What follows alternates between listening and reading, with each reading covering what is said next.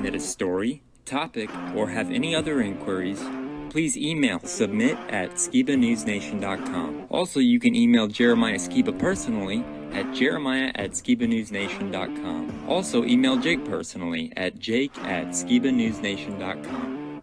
If you want to write us a letter, send us something, help support us, or just say hi, please send your letter to Jeremiah Skiba, P.O. Box 560-271, The Colony, Texas 75056. If you write us a letter, I'll do my best to write you back. Hey, Skiba News Nation family, thank you for watching. Please like, share, subscribe, and click that notification bell so you never miss an episode of Skiba News Nation. If you want to help support us, please consider becoming a Patreon, where you will get exclusive content, shoutouts, and much more. And you can also support our channel by getting yourself some new Skiba News Nation merch. Thank you for coming on this journey with us as we continue to stay on the quest for truth. Huge shout out to all our Patreon supporters. Thank you so much for your support. We couldn't do this show without you. If you want to help support us, go to patreon.com/Skiba News Nation. Also, you can listen to Skiba News Nation podcast on your favorite podcast platform.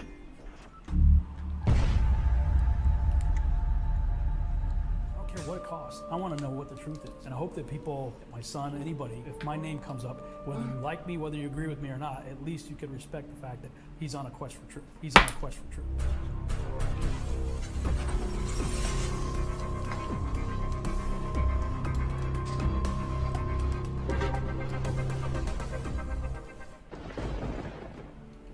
Welcome to Skiba News Nation, bringing you unfiltered views, news, interviews, discussions, and more. And now, here's your host, Jeremiah Skiba, award-winning musician and son of Rob Skiba.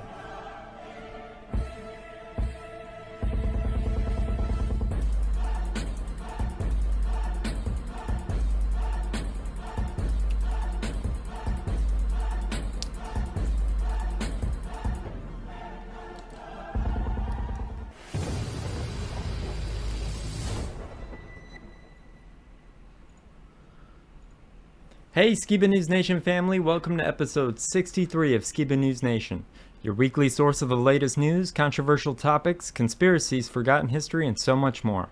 I'm your host, Jeremiah Skiba, and today we're going to be talking about something satanic is happening.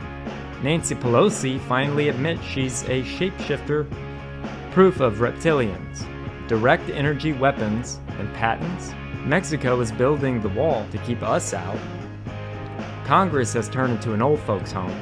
CIA and Plandemic Connection, Mexican alien corpses, an all-new OPA'S corner, and for history, we'll be taking a deep dive on how Big Pharma owns the world, and some of my favorite Norm Macdonald clips of all time, memes, and much more. Subscribe and stay tuned. Now, as always, I'd like to introduce my great and insightful co-host, Mr. Jake Grant. Welcome, Jake. How you doing? Hey, Jeremiah. Doing pretty great. Your week went well? How are you? I'm doing good, man. I'm doing real good.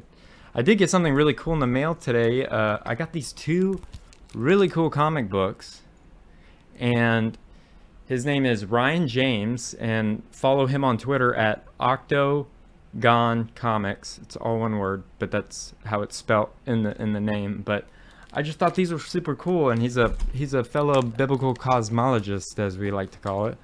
So I thought I'd show this last page to our viewers. Check this out. And he wrote a really nice note saying that that my dad really influenced his life, and that, you know, when we get ready to finish Seed, that he would like to help with it. So I can't say anything past that. So that's amazing, man. Yeah, man. Yeah, really cool comic. Very cool. Yeah, two of them too. I can't wait to read them. I haven't had time, but I know you got some good current news for me today, right? Yes, I do. Let's get into it. Let's do it.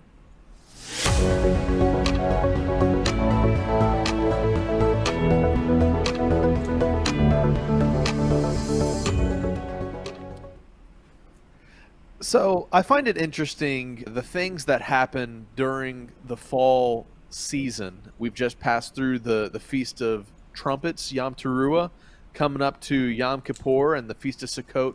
And the reason I always pay attention to the news, particularly during this time of year, is there seems to be a use case for modern day believers when it comes to practicing these feasts that actually help prepare us for a possible future event, right? A future prophetic event. And the whole premise behind Sukkot, which is the coming up feast where you go and, dwell in booths, is you literally come out of the cities and go into the wilderness and camp. And it's an amazing time to get around other people and hash out a lot of the things you've learned over the years, sit around the campfire, learn how to operate in community. But also, it seems to be, in the future, a possible time that people that are walking the way, trying to connect with their creator, are going to be drawn out of these places where distractions, diversions, and calamity and curses are falling and preserved in like the wilderness. And so whenever I look at the news headlines lately, there's a lot of doom and gloom over these coming months. And this week, there's been so many really big headline, crazy stories going on, and we're going to cover those, of course. We're going to have a segment this week about the aliens that have been released or shown to the public in an official government capacity from down South America. And we're going to be covering also the missing jet that disappeared, as well as zombie burgers, and apparently Nancy Pelosi confirming that she is a reptilian. But while I'm really excited to get into all these stories, I wanted to mention that about these this particular season of the year, because it seems that a lot of things really ramp up. And we're entering into the winter months preceding a election year, so it is high time to have your head on a swivel. Now, I know a lot of our audience, some of them might not be practicing biblical feasts and stuff, but I want you guys to recognize the correlation that there is extremely important prophetic significance to this time of year when it comes to end times events according to Scripture, and that's why whenever we see these headlines about world-changing events, super crazy end times, mark of the beast, antichrist, alien abductions, alien overlords showing up on our front door, oftentimes I think we can look at this time of the year as when these deceptions really get kicked off.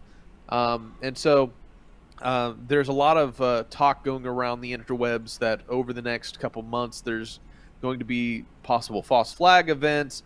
COVID is reigniting. You have all these things that, if you are blind and plugged into the system, you're going to have a hard time being able to explain these deceptions that are coming on the earth. And that's all the more reason to unplug from the system, to find good community, to find people that can support and encourage you and have morality that's not based on the tenets of the world, but rather the tenets of the Almighty, right, from the good old book. And that's why I encourage people, if you haven't, look into practicing biblical feasts, keeping these high Sabbaths. Look into getting together with people of a like mind in a community sense, so that if it all falls apart and the world goes to crap, then you're going to have people to lean back on and to go through it with. Because partially, I believe, our judgment when everything falls apart is determined by the people we surround ourselves with. And if you're surrounding yourselves with people that are biting into the bait, hook, line, and sinker, and being drawn into the crazy agendas of this world, it's going to be a pretty hellish time. So, all right, with that said, to kick us off, there was a recent compilation video from Jason A. I wanted to share with you guys, and something satanic is happening in the world today.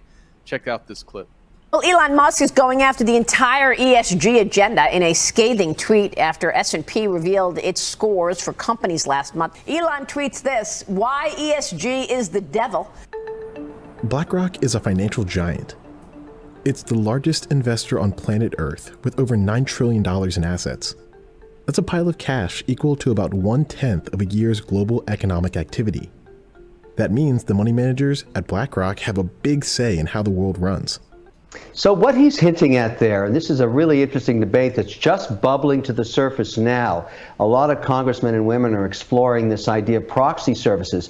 There's only 2 large proxy service companies in America that have, it's a duopoly, that have about 90% share of the market. So they're completely opaque in trying to provide any information. They don't give you the reasons they vote for ESG mandates or not. So they provide the voting services, they make the recommendations, and they're very pro ESG without telling you what's in it they're pro about. You have no idea. So what Elon's really getting at is saying, wait a second, if you're a BlackRock or a Fidelity or somebody else and you're using one of these proxy services where 80 or 90% of your and my money in 401ks and savings accounts is harbored, I don't have a say in what ESG is. Tesla itself got delisted out of an index on the S&P as a non-ESG company, and my goodness, it's an EV company, and nobody can explain why that happened.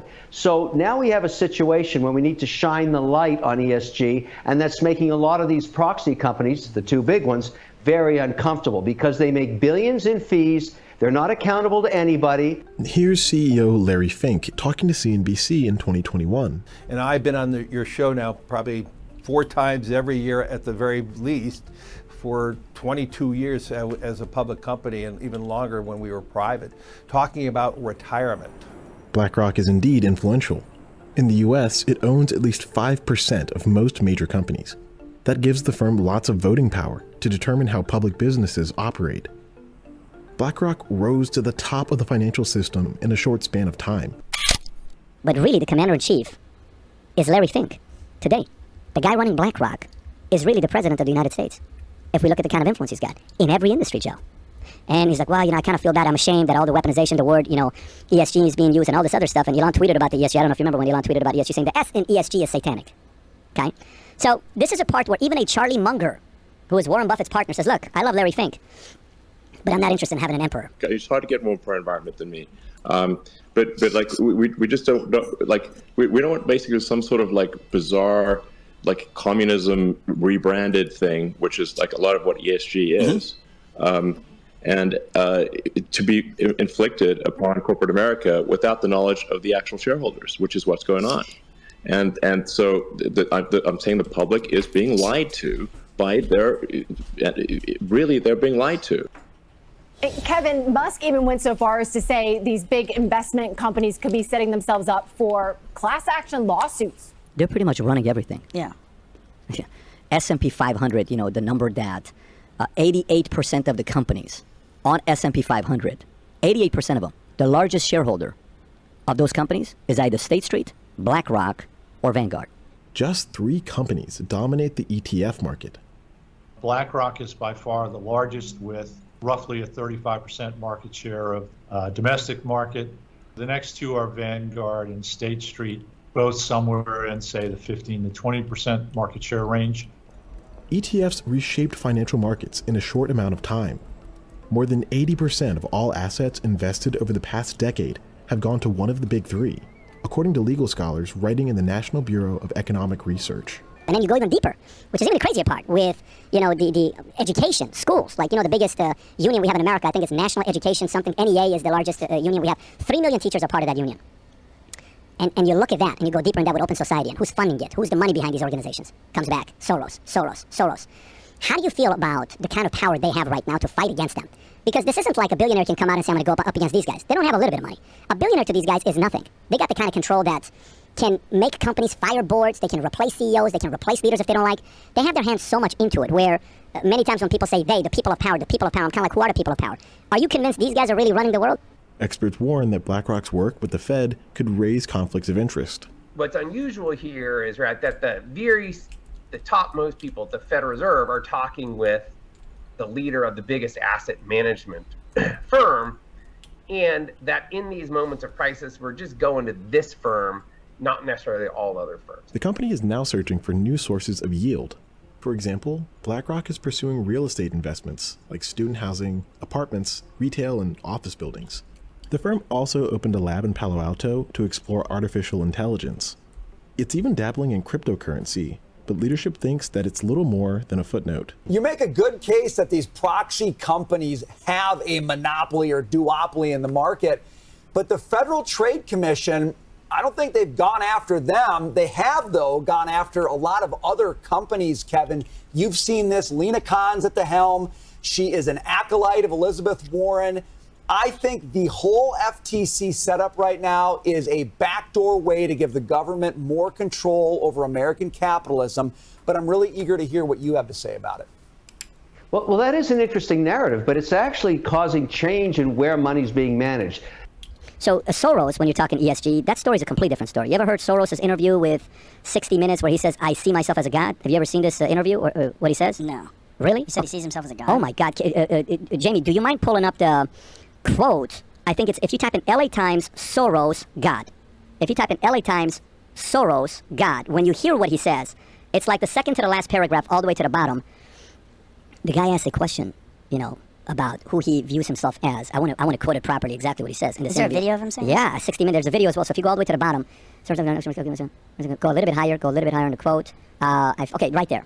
It seems that Soros believes he was anointed by God. I fancied myself as some kind of a god. If truth be known, I carried some rather potent messianic fantasies with me from childhood, which I felt I had to control, otherwise they might get me in trouble. And then on the next line, when asked by Britain's independent newspaper to elaborate on the passage, Soros says, it is sort of a disease when you consider yourself some kind of a god, the creator of everything, but I feel comfortable about it now since I began to live it out. These are the people that are running the world. I don't know if you caught that, but they were talking about the president of BlackRock and how he's the real president of the United States. Yep. These are the people that we have to look at as the culprits behind a lot of the push for agendas that we see coming into the world today.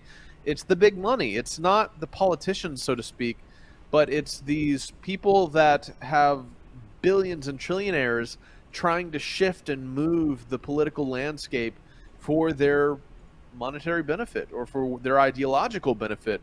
But in this same vein of thought, here's an interesting compilation of Nancy Pelosi finally admitting that she is a reptilian.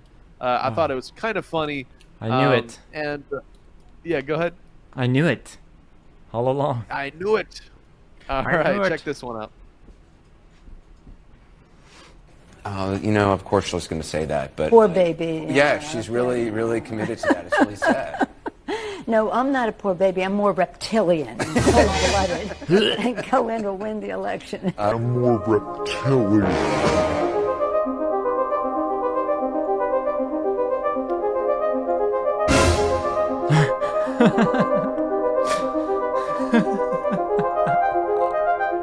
Injustice, and again, the food security issue. He's been spelling that out the whole time. I want you to know that we in the Congress fully support and take. Are the allegations true that you are secretly a lizard? I'm gonna have to go with no on that. I am not a lizard, but keep Sweet the high Rays. quality comments coming in. What's the glitch? Whoa, there it is. You missed it, didn't you? Watch this. Zoom in on that sucker.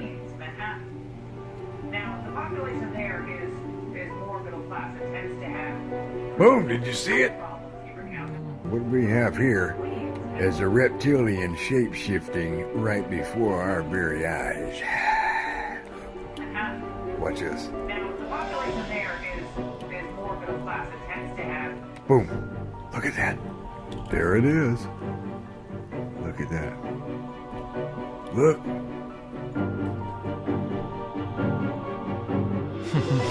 The RSF is the rapid support force, which is one of the adversaries in this. But Katie, both sides are guilty of different scales of problems.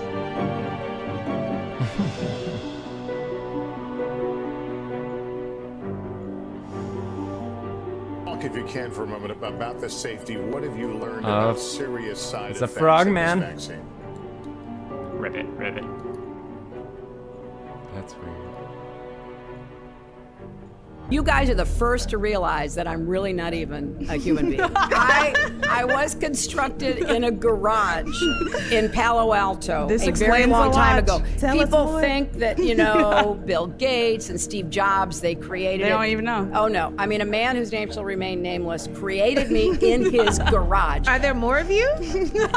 Now, I thought he threw away the plans. At least that's what he told me when he programmed me, that there would be no more. I've seen more people that kind of don't sweat and other things that make me think maybe they are part of the new race that he has created, the robot race.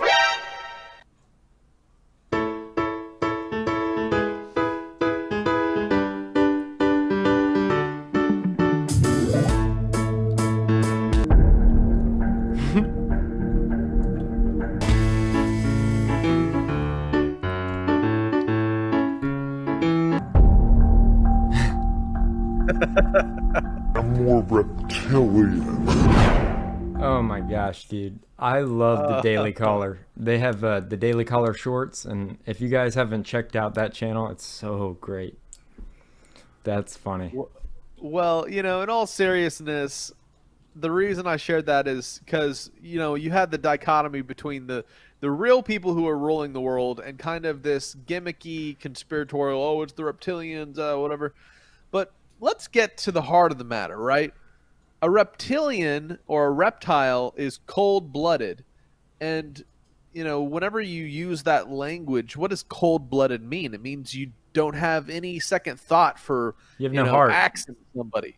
No you have heart. no heart, right? And when it comes to the people that are perpetrating these agendas and these evils against mankind, kind of you could say they are reptilian because they're so cold-blooded. Even if they're not, alien reptiles. Now, I'm not saying that's totally out of the picture. However, are you a reptilian, Jake? Say what? Can you confirm that you're not a reptilian?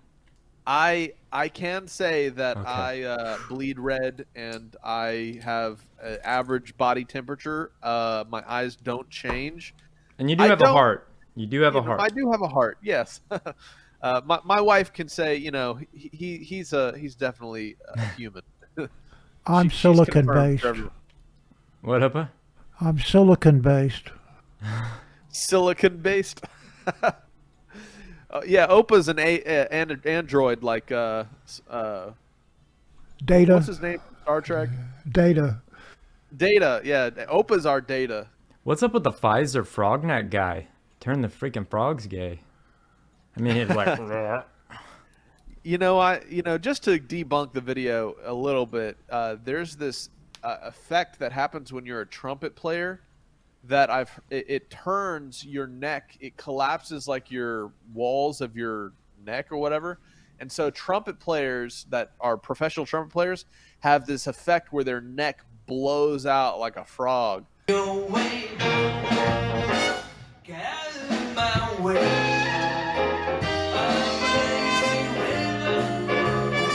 So Pfizer has band practice with trumpets? Yeah, so I guess he's practicing trumpet, on his spare time. Yeah. So anyways, so back to the topic, cold-blooded, right? Well, here is a video on government patents that absolutely describe somebody out there, somebody up in power or whatever, who has access to these patents and this technology that's being used against mankind, like what we saw in Maui recently, with directed energy weapons possibly causing those fires. Well, check out this next video and just ask yourself, what kind of person uses this type of technology against other people?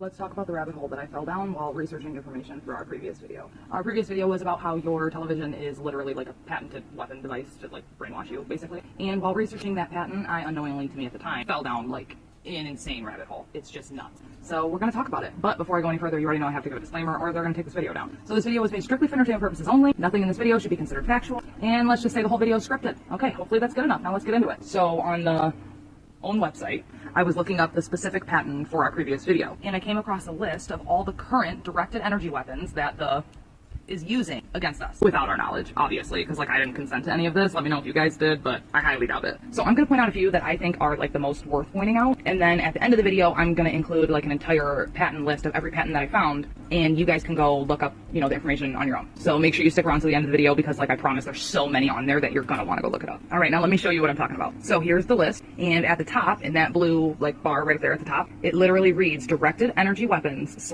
/ targeted individual patents. So like patents that they took out on targeted individuals. And just in case you didn't know, anybody can become a targeted individual like at any time, whenever they deem it necessary. Now let's go over a few of these. Mind you, every single one I'm talking about is its own directed energy weapon. All right, so here's the patent number for what I'm talking about right up here. You can always go look this up for yourself. I always encourage that. This patent is for remotely transmitting intelligible subjective sounds into a target's consciousness, or they call it voice to skull.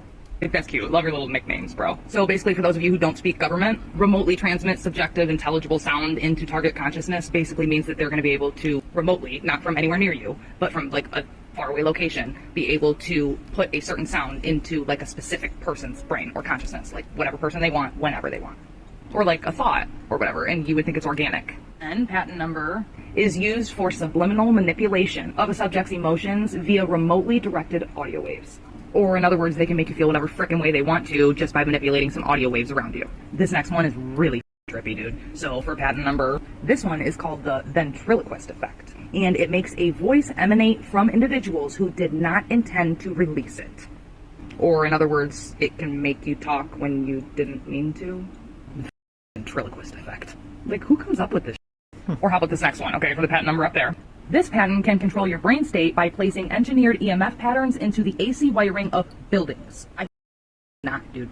And don't look up this next patent if you ever want to be able to go to the dentist again without being horrified, because this patent is for an oral electronic tracking device that can be implanted in teeth, dentures, or braces. And then this patent can induce whatever desired emotional state through EMF patterns, for instance, sleepiness or arousal, anything they want you to feel. Or how about this next patent? Yet another nickname, they call it the rock the baby sensation. And it remotely causes the subject to feel their body swaying, like they just experienced an earthquake or something. This next one, I think we all knew it existed, but this patent controls human brain waves by superimposing hidden phrases into music signals. I mean, I already knew they were doing that, but you know, if you want to see the patent that proves it, there it is. Okay, these next two really f me up. So this patent can remotely monitor your heart rate and perspiration through the use of directed EMFs. Yeah, you heard me right. And after I tell you this one, you guys like are never going to touch your phone again, but check this. This next patent is, of course, for your phone. It doesn't exactly say that, but I mean, come on. It's for monitoring vital signs of a subject via a remote application of radar waves through a handheld device. So your phone. And then this patent is just for some good old dream alteration. Like literally your own dreams aren't even your own, dude. And here's like the directed energy weapons that we know are like regular directed energy weapons, right? Here's the proof of them. Got the patents and everything. So this patent number allows for extremely precise aim of particle beams, aka over distances of up to several thousand miles. And then this patent number just like helps that because it's an imaging device that improves the aim of directed energy weapons. Because of course they want to like be able to see the target before they like blow it up, right? Because we all know they don't want to hit Oprah's property or anything. I'm just saying.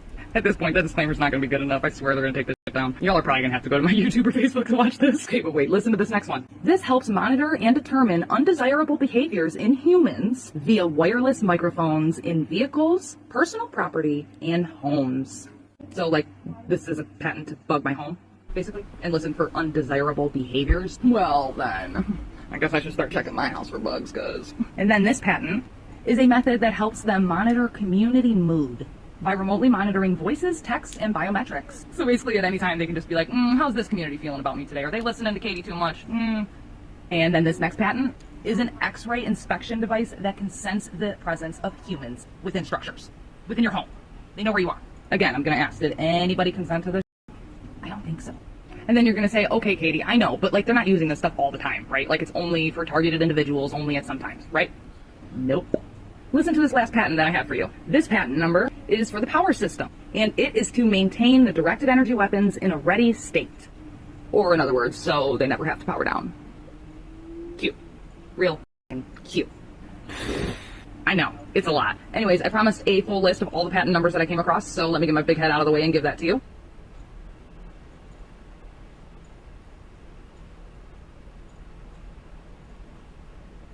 When I stumbled across it, real shit, I was kind of scared to make this video because it's crazy. But I made it because at the end of the day, all of this information that I just told you is public knowledge, and anybody who wanted to spend the time could find this information just like I did. I wasn't looking for it. I stumbled across it and my mind was blown. I'm sorry, but there's just no way that I could come across some shit like this and not share it with you guys. Like, that's just not me. So what do you think about some of those patents, man? It makes a lot of sense, and it's very scary. That's some very scary stuff. I mean, this is public knowledge stuff. I mean, what do you think, Opa? I mean, these are like the patent process just demonstrates the technology somebody's trying to protect the intellectual property of, which means it exists. It's crazy. No, it doesn't necessarily mean it exists. There's a lot of companies that, as a matter of fact, some companies I've worked for that have applied for patents for things that didn't actually exist or even tested or worked, but in case it could be done, we wanted to make sure that we had the patent on it. So you can you can invent the patent for anything? For anything. So I could say like robots that are really sharks that fly in space. Yeah. The space is fake. And all you've got to do is come up with let's patent the flat Earth. The description and you know, some diagrams and things like that. And send it to the patent office, and as long as it's unique and not, you know, somebody else didn't patent it, they'll give you a patent for it. I mean, I would say those patents that Jake just showed, I mean, some of those I'm sure are being used, if not all of them. Yeah, I'm not saying any of those, all of those might have been typically valid patents that, you know, are real working devices or things. But I'm just saying that I know in companies that I've worked for that we have applied for patents just to protect our company because, you know, for stuff we've done, we want to make sure that we have a patent for it, although we haven't done any research on it. We haven't, you know, don't even have a test device or anything. We just wrote up a patent, applied for it, and that locked it down. So if somebody actually did come up with it, we had a patent on it, and we can say stop, you know. But it's just crazy that they do have patents for it, though. Why would they have patents for it? Well, probably because maybe they're working on it. Yeah, if they're not already doing it. So.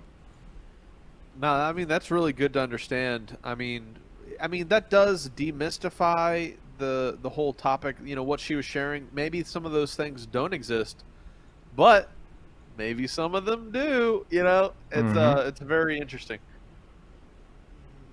Well, we're now going to move on to something you guys deal with there close to home there in Texas.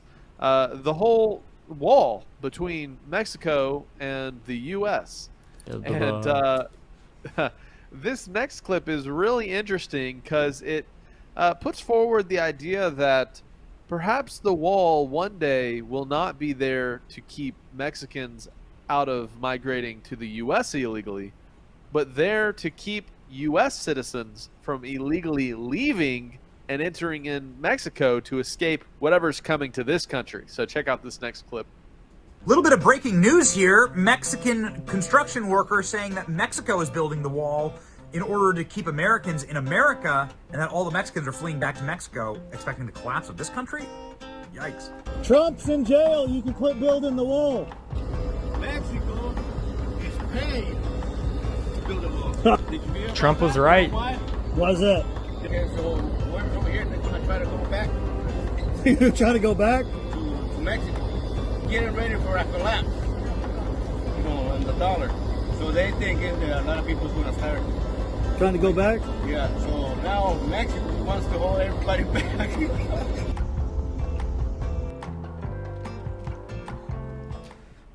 I mean, Trump did say that he was going to get Mexico to pay for the wall. Yeah, I mean, but the way he described why they're paying for the wall is very interesting, which is, you know, the dollar's going to collapse and y'all are going to be trying to come down to where we have it good. Yeah. And I will say it's one of America's favorite places to vacation. I mean, I've been to Mexico, you know, but the cruises stop there all the time. So I don't blame them. I wouldn't say along the wall is a good place to vacation. No. True. Well, we'll see if it comes to that. It's a reverse scenario. Americans are like, I got to get to life in Mexico, man. That's where it's happening. That's where it's like better. Jesse Ventura. He goes out there all the time. Tied to this collapse of the dollar topic and, possibly why people would be fleeing the United States is about the Fed forcing a recession to crush U.S. workers. Pretty interesting. Check this out. Turning to the economy, the Federal Reserve today raised its key interest rate by 0.25 percentage point. The 11th such increase since March of last year brings rates to a range between 5.25 and 5.5%, the highest it's been in 22 years. Interest rates are the highest they've been in 22 years, and Fed Chairman Jerome Powell has signaled that additional rate hikes are possible before the end of the year. Although inflation has moved down from its peak, a welcome development, it remains too high. We are prepared to raise rates further if appropriate and intend to hold policy at a restrictive level until we are confident that inflation is moving sustainably down toward our objective.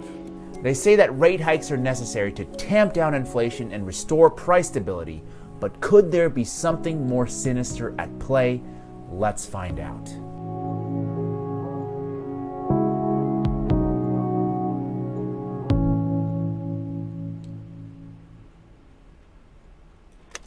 The Federal Reserve, established in 1913, stands as one of the most influential financial institutions in the United States, if not the entire world. The Fed's primary mission is twofold. First, to maximize employment, meaning to ensure as many Americans as possible have jobs. And second, to maintain price stability, meaning ensuring the money you have today holds its value tomorrow. To achieve these goals, the Fed can wield several tools, but perhaps none is as powerful or as often discussed as the interest rate, which we can simply define as the cost of borrowing money or the return earned from lending it. By adjusting these rates, the Federal Reserve can influence the pace of the nation's economic activity. Lower interest rates encourage more borrowing and spending, which stimulates economic activity, and higher interest rates disincentivize spending by making borrowing more expensive, which in turn slows down economic activity. At a recent Fed retreat in Jackson Hole, Wyoming, Fed Chair Jerome Powell called inflation still too high and warned of further rate increases in the coming months. A byproduct of sustained interest rate hikes is, of course, a recession, which would put millions of Americans out of work and cause serious financial distress for many working class Americans.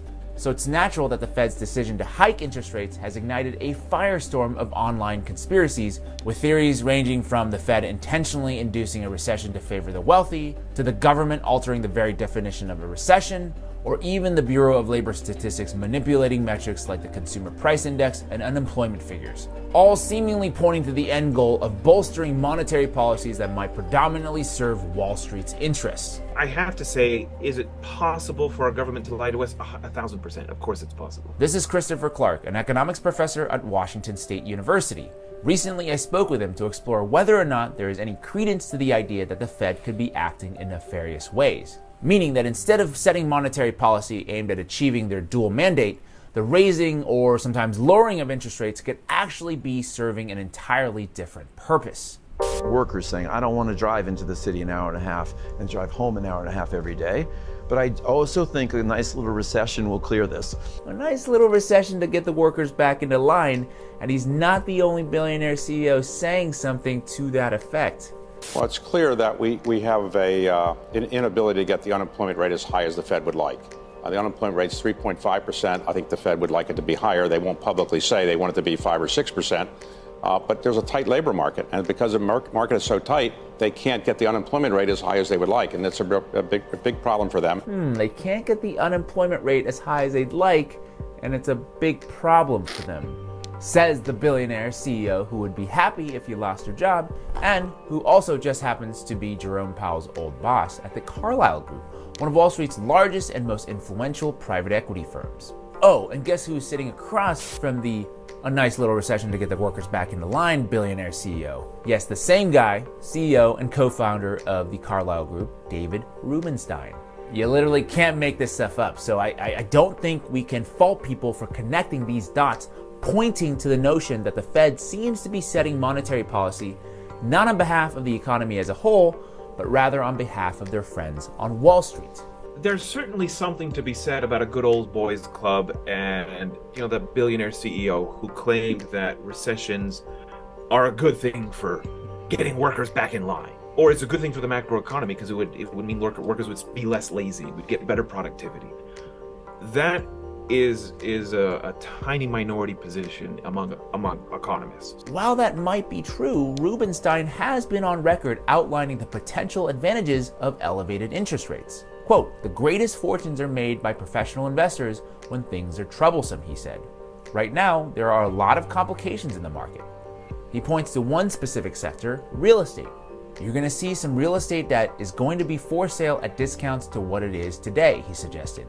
That's probably going to be the biggest opportunity over the next 2 or 3 years, is discounted real estate debt in large commercial office buildings in big cities. So let's just be clear, while the US economy is staring down a real estate doom loop, so to speak, a story Crystal and Sagar have been following here very closely on Breaking Points, our guy, Barry Sternlicht, who suggests that a recession could be good in terms of getting the workers back in the line, he happens to be the CEO of Starwood Capital, a private investment firm with a primary focus on global real estate.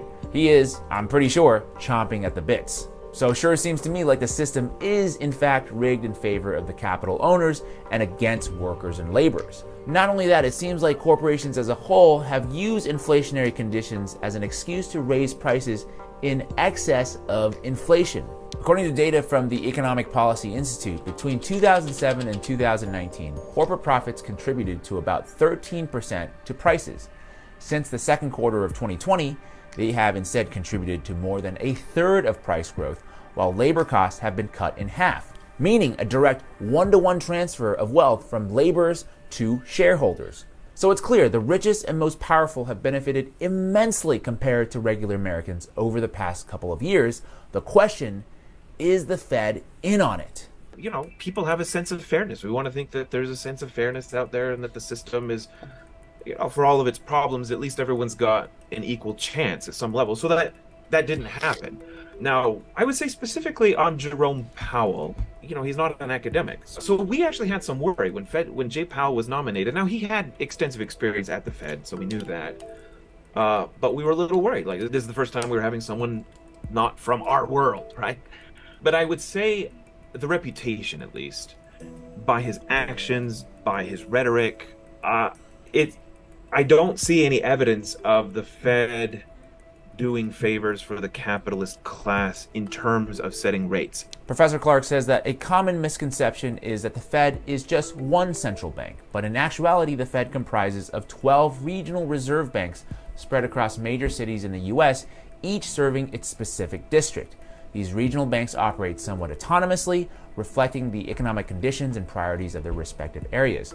Together with the Board of Governors in Washington, D.C., this structure ensures both centralized coordination and regional representation, striving for a more holistic and responsive approach to the nation's monetary policy. I don't think monetary policy is the tool that the billionaires have enriched themselves. I don't think that's it. I don't think there are macroeconomic powers that be. So if there is no conspiracy, what is actually going on? Why does it feel like the decision to raise, maybe sometimes lower interest rates, are not made for the collective good, but for a select few? Who benefits from low rates? Who benefits from high rates? Honestly, this is not, I don't think this is very settled. The income distribution question. To pick on Robert Reich a little bit, when rates were low, he would say, oh, we need to raise them because it's benefiting rich. And then when the Fed was raising rates, Robert Reich went out and said, they keep raising rates, it's harming the working class. So he had a consistent person he was caring about, but he kept telling the Fed to do the opposite depending on the current situation. Wow, and this is the revealing point in that the underlying motivations of institutions like the Fed almost doesn't even matter. The truth or falsity of a conspiracy becomes somewhat irrelevant when the reality is that the outcomes are always bifurcated. Regardless of which monetary policy is being pursued, the result is that more and more Americans are living paycheck to paycheck, wages are stagnant, credit card debt is at an all-time high, buying a house is out of reach for most, and renting is increasingly becoming more unaffordable, while at the same time, these capital owners with their vast resources and influence always manage to exploit and benefit from the current system. So how do we put an end to this? This is the role of Congress. This is Congress's job. I mean, politically, we can look back to the progressive era with Teddy Roosevelt and that whole movement to rein in monopoly power, to increase, the safety standards for food. I mean, the FDA was created during that time. That's the kind of political project you have to fight inequality. Something from the progressive era, an FDR New Deal kind of a thing. And the power that does that is Congress, is going to do that. That's the institution that has to do it. That's right. In the landscape of American politics, few decisions have reshaped the power dynamics as drastically as the Supreme Court's 2010 ruling on Citizens United versus the FEC. This ruling opened the floodgates for unlimited corporate spending in politics, enabling billionaires and large corporations to exert unparalleled influence over our democratic processes. By allowing so-called super PACs to raise and spend unlimited amounts of money, the voice of the average American is increasingly drowned out by a cacophony of corporate interests and the interests of the ultra-wealthy.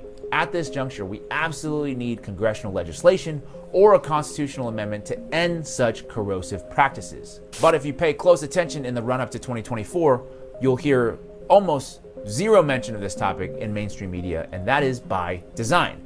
Billionaires and big businesses are among the top contributors to political campaigns and often do dictate the public conscience, influencing not just consumer choice, but also public opinion. So in the end, even if the conspiracy is wrong and the Fed isn't intentionally shaping monetary policy to benefit the wealthy, the real danger, in my opinion, to America isn't the conspiracy theories themselves.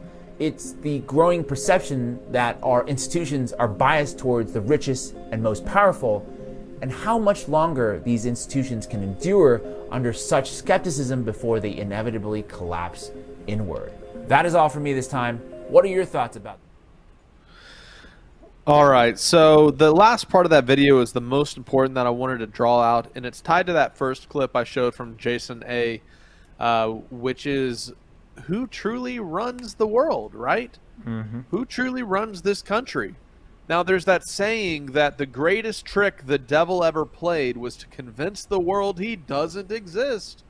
Well, the greatest trick the super PACs ever played was to pull the wool over our eyes and convince us they don't exist, So why is it that Congress is going along? Well, check out this next clip of the members of Congress on their 56th term going into work to decide our future.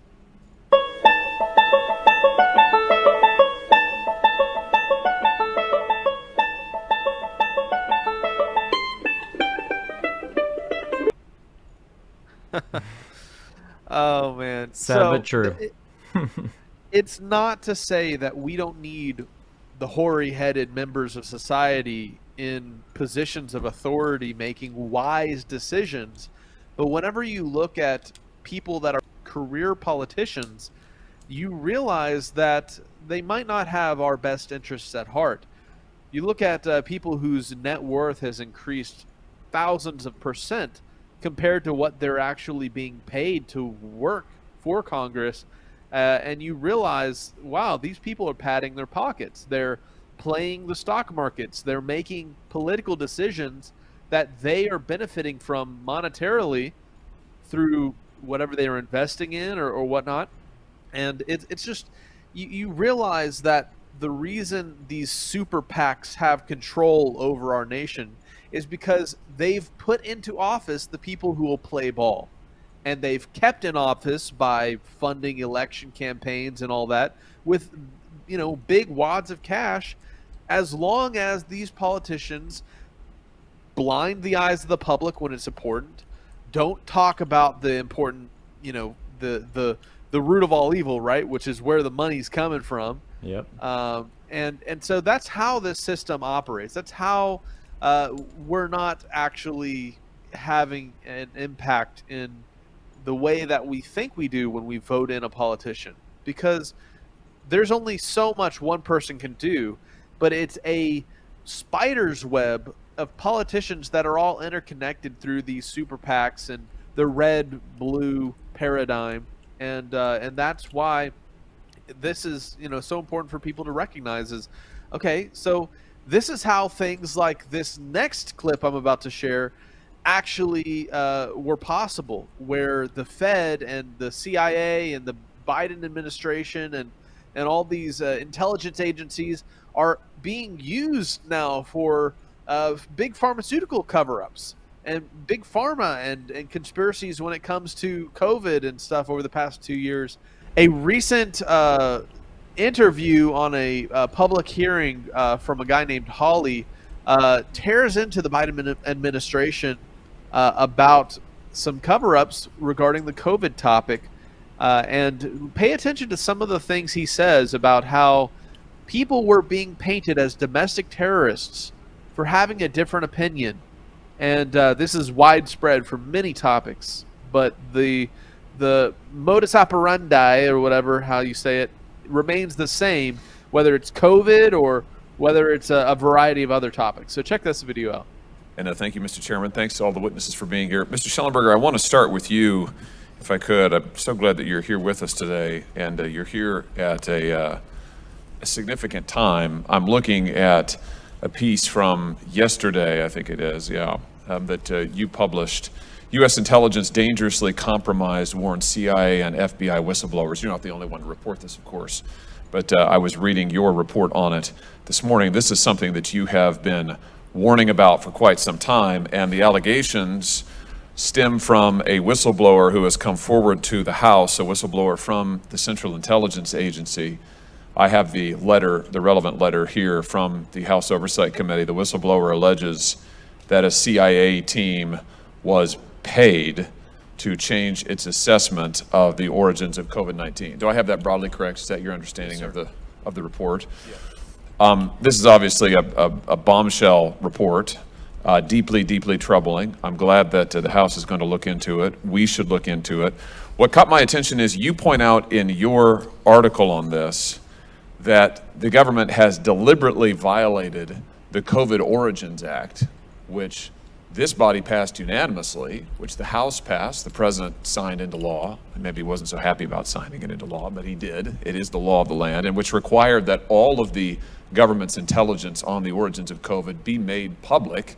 Instead, what the administration did was offer up a summary, which they then in turn heavily redacted.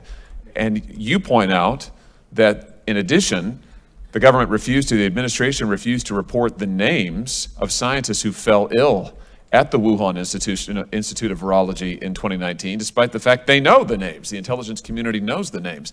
Now, you're absolutely right to say this is a violation of the COVID Origins Act, and I would know because I wrote it. So I'm not very happy about the fact that this administration continues to flout, completely ignore public law passed, again, unanimously by the United States Senate. For what end, I can't tell. I can't figure out why in the world. I don't know what partisan game there is to it. Why in the world they want to lie to the American people. You conclude your article by saying the government has become extremely comfortable with lying to us. Just explain what you mean by that, and tell us why you think this is so significant. Well, sure, and just on the very specific point of we were the first to identify the 3 people that contracted the coronavirus in China. They were the people working on gain-of-function research in the Wuhan Institute of Virology. The Wall Street Journal confirmed our reporting 2 weeks later, and then I think it was 1 week after that or a few days after that, the ODNI report came out, and it did not reveal this information. And we had multiple sources. The Wall Street Journal, we have no idea if the Wall Street Journal sources were the same, but I think we're clearly seeing a lot of abuses of power occurring in multiple executive agencies. So we've seen it with the FBI. One of the things that we noted yesterday was that we saw perverse incentives in the FBI to go after so-called domestic violent extremism, pulling an agent off of things like child exploitation onto really hyping a set of cases that particularly appeared to be aimed at spreading disinformation around the idea that there is a significant increase of domestic extremism when we don't think that the evidence shows that. And now we see this report that came out that suggests that there's an FBI whistleblower who says that 6 of the 7 analysts had said it was a laboratory origin and that they had reversed their position in some exchange for some sort of a salary bonus or some sort of a financial incentive. So, and we've been, so we keep documenting it. We just keep finding agencies and agencies. DHS involved in trying to create a disinformation governance board. I keep, the censorship industrial complex, we just keep finding new parts of it. So in the research for this testimony, we discovered this deep trust alliance that had, what appears to be ties to the security and intelligence agencies of the United States government, appears to be trying to set itself up, although it's now kind of ghosted after 2021, but it appeared to try to set itself up to decide what is reality and what are fakes for people. And I think it should have a chilling effect in that that's not how we do free speech in America. We don't have government agencies. We don't have cutouts or front groups that appear to have support from those agencies telling the American people what's true, what's false, or telling social media companies behind the scenes what they should be censoring. And just to that last point, we now know, thanks to the case Missouri versus Biden, that that's exactly what this administration, from the White House to the FBI to the State Department to the CDC to CISA, have all been meeting with the social media companies for years now, giving them direct commands about what to censor and take down, naming specific accounts and specific speech they want suppressed, threatening the social media platforms if they don't do it. And remarkably, and I'm quoting the court here, the Fifth Circuit Court of Appeals, and there's a huge evidentiary record. Everybody can go, don't take my word for it, go read the record. It's all on the record from the district court. What the Fifth Circuit said is, remarkably, the social media platforms all complied. All of them.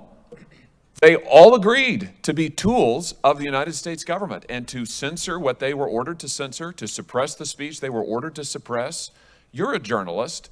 Tell us about the threat to the First Amendment. And by the way, just for the record, I think it's important to establish, the Federal Court of Appeals said directly, in no uncertain terms, this was a clear violation of the United States Constitution. The First Amendment does not allow the federal government to use private companies to censor when they wouldn't be able to do it themselves. And that's exactly what this administration has done. Tell us as a journalist the threat to free speech, to freedom of the press from this kind of collusion between a very powerful government trying to hijack every media company it can get its hands on.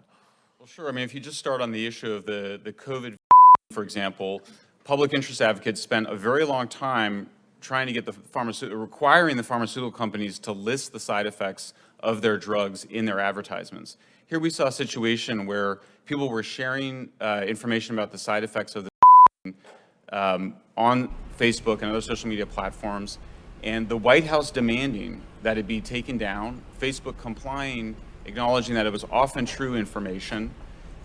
We also saw that Facebook's own internal research showed that actually it increases hesitancy when you censor those stories, that people, if they want to be comfortable with a new drug, they need to be able to talk it out a bit. So Facebook told the White House that actually it would backfire. The White House insisted.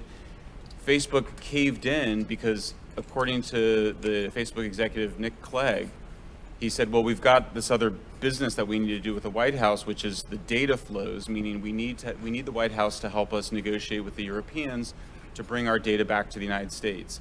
So I think the Fifth Circuit Court did a great job in identifying the clearly coercive measures, but I don't think it went far enough because the First Amendment, it prevents the government from abridging or infringing on free speech, offering an incentive to social media platforms, such as helping them with their dispute with Europe, in exchange for censoring often true content, though of course the First Amendment also protects false content.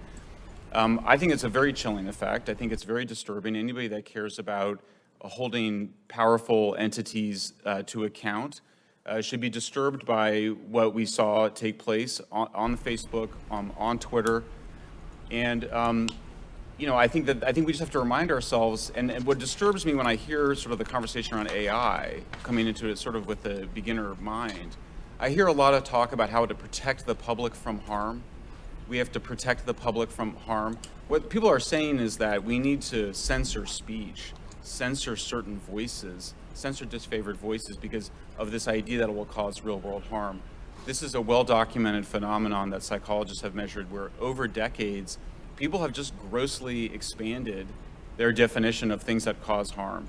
And I think that we need to kind of, this should be a moment for a reset, that free speech is almost absolute in the United States with a few exceptions around immediate incitement to violence, around fraud, around child exploitation, but we allow very open conversation in the United States is what makes us so special. So it's been a chilling effect. As a journalist, I've personally been censored by Facebook. I think the platforms are out of control. Thank you, Mr. Schellenberg. Thank you, Mr. Chairman. So, oh man, that at the beginning, I want to point out there seems to be a hyper focus on the COVID origins and the breach of trust between government and people when it comes to where did COVID actually come from, right? However, I think it's like a sleight of hand thing, because when you hyper focus on the topic of, oh, where did it came from a laboratory? Well, that could likely be the case, but the more egregious transgression is what this disease then allowed to be curated through pharmaceutical companies and collusion between big pharma and the government, and all of this stuff that's happened. And what this guy was explaining was really well put in terms of the breach of freedom of speech, how people were trying to speak about the side effects, and they were being called and labeled domestic terrorists for having an alternative perspective or even trying to share the reality of events. And man, this is just crazy. And here's one more breakdown of this CIA COVID allegations from another news source. Now, bringing in our next guest, big news this week. Over in the U.S., there was news that a CIA whistleblower revealed that the CIA pressured people who had been saying that COVID came from a lab to change their tune. Meanwhile, here in Australia, we've got the government planning a misinformation bill that would punish social media platforms and individual citizens if a bureaucrat said something they didn't like. Joining us to discuss all of this now, Stanford University professor Dr. Jay Bhattacharya, one of the authors of the Great Barrington Declaration during the pandemic, which said that lockdowns, broad-based lockdowns, would be a disaster. He was proven right, but what he said was called misinformation at the time. Dr. Jay Bhattacharya, thanks so much for coming back on Outsiders. It seems, Jay, like the fight over COVID and the pandemic and misinformation, it ain't won yet, is it? It really isn't. It's been shocking to see during the pandemic the government use its raw power in the United States, and I think in Australia as well, to suppress criticism, honest criticism of its own policies, citing the idea of misinformation. It would use its power to tell social media companies what to censor and who to censor. All this has come out in a federal lawsuit that's now going to the Supreme Court. The federal court, district court actually ruled in our favor, documenting exactly what I just said. It sounds like a conspiracy theory, but it's not. And what we see is a government that used its raw power in a way that it never should be using in a free society. We have the right to free speech for a reason, so that we can criticize the government when it got it wrong. And the government essentially said we shouldn't have that power during the pandemic.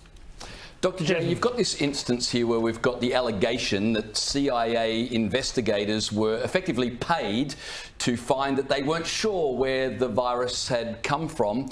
What does news like this do for faith in public institutions, and how does that bode for the future of Western culture? Well, it certainly makes you question what exactly was the government doing before the pandemic. I mean, there are pretty solid reasons to think that this virus may have been a result of laboratory experiments. Laboratory experiments sponsored by the United States government and also done in China. What was the CIA's role? What role did they have? Why was there any interest in covering up that fact? Why would there, and if this allegation is correct, that the CIA actually paid off its own analysts to not tell the public, or at least not even to tell the president that the CIA thought that the virus was as a result of a laboratory work. I mean, it's just shocking. I think this is something that the entire world deserves to know. We need absolute transparency in this. This is not a question of national security anymore. This is a question of human rights. It's a question of honesty. How can you trust the scientific establishment or any government that acts in this way and then uses its raw power to suppress criticism of itself by violating free speech rights?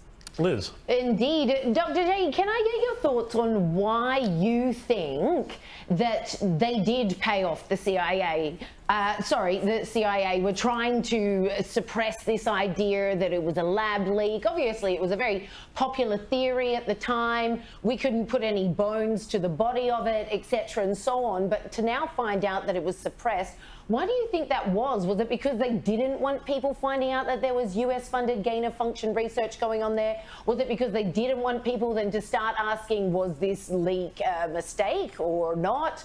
Or was it, as we were also told at some points throughout the pandemic, oh, it's because we don't want a rise in racism sentiment towards the Chinese?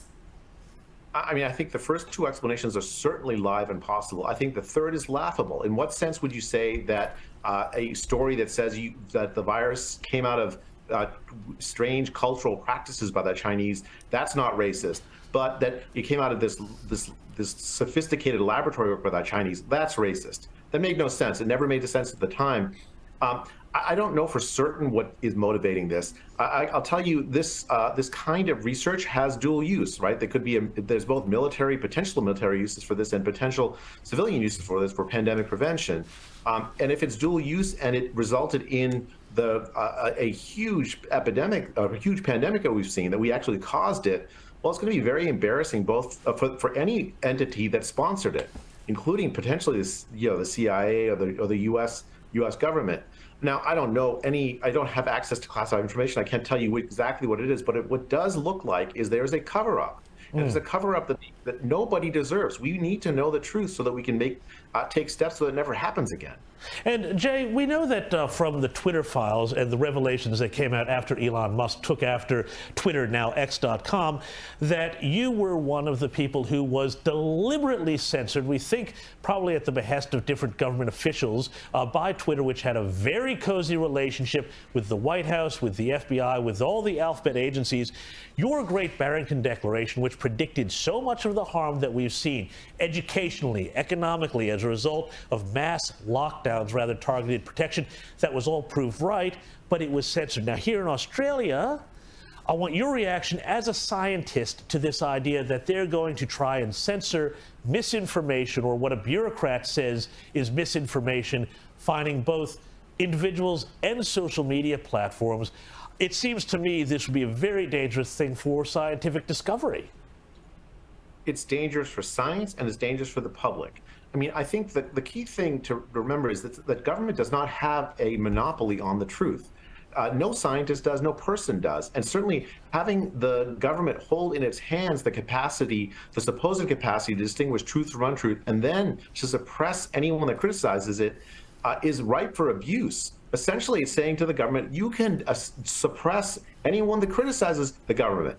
How can you have a democracy like that? And for science, you're absolutely right. It's the death and end of science. Science depends on the capacity, the freedom for scientists to disagree with scientific ideas that are popular, because that's how you generate hypotheses. That's how you cause people to do experiments. That's how science progresses. And so to have the government take on itself the power to say, oh, if you question the science, you are spreading misinformation, that essentially means the end of the science. It's like the Dark Age. You don't have I didn't think when I entered science that you would have a high pope of science that could tell you, oh no, you can't think that, you can't test that. That's exactly the age we're entering. It's a return of a Dark Age. It's the beginning of the Dark Ages, when the government believes they have the cornerstone on truth. Whenever we look at this situation, it really calls into question, what is truth, right? Is truth subjective? It's the pursuit of truth that shines light on all the different facets of reality. And whenever they block something out or censor it, it causes darkness, it causes confusion, and it allows them to control us even more. So what do you think about that, Jeremiah? I just think it's funny that Australia is commentating on stuff that happens here in the U.S. I mean, that kind of says a lot to me, when different countries start talking about the United States. That's Sky News, Australia, pretty sure. Right? Yeah, they've had over the years several good breakdowns of kind of the craziness going on here. But then again, there was some crazy stuff going on in Australia during the COVID nonsense. And so they definitely have their own problems to sort out. But I found something, since we're in the month of September, and the month where many of the great facades of the modern age began in 2001, I found a conspiracy that I wasn't familiar with. It's a mural that was located at the World Trade Center. Check out this next video.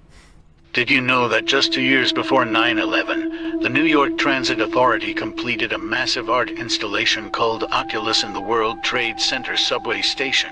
It consisted of 301 individual eye mosaics based on photos they took of New York City school children. The MTA's Arts for Transit's latest program here at the Park Place station involves the installation of over 300 thought-provoking eyes and a central mosaic, and they call it Oculus. To generate the eyes, we photographed over 1,200 New York City school kids. Asking them to look into the depths of time, to look into infinity. Like imagining them as if they were a deity. Just for an instant, show me the goddess in you. Show me the divinity. You know, just show me the intelligence in your mind. There's a clarity of your mind. Just open your eye. Which is composed of more than 1,800,000 tesserae. Every single one of those 1,800,000 is cut on 4 sides by hand. I mean, so it's a huge amount of labor that has been involved in this entire project. And to make it all happen, 5 years of planning and thought came together in the city of Rome. You know, let's do something that there's no question that it'll be around for the rest of time. The central work is located in the Park Place station under Church Street. It emanates from an eye concept surrounded by a map of the world superimposed over a map of the city of New York. Although some parts of it were damaged and much of the subway system near Ground Zero was flooded, most of Oculus survived. The large central piece at the Park Place station is still there today. Isn't it interesting that the new $4 billion transportation hub that was opened at the World Trade Center site is also called Oculus? The architect says it's supposed to symbolize hands releasing a dove, but it clearly looks like a giant eye with huge lashes.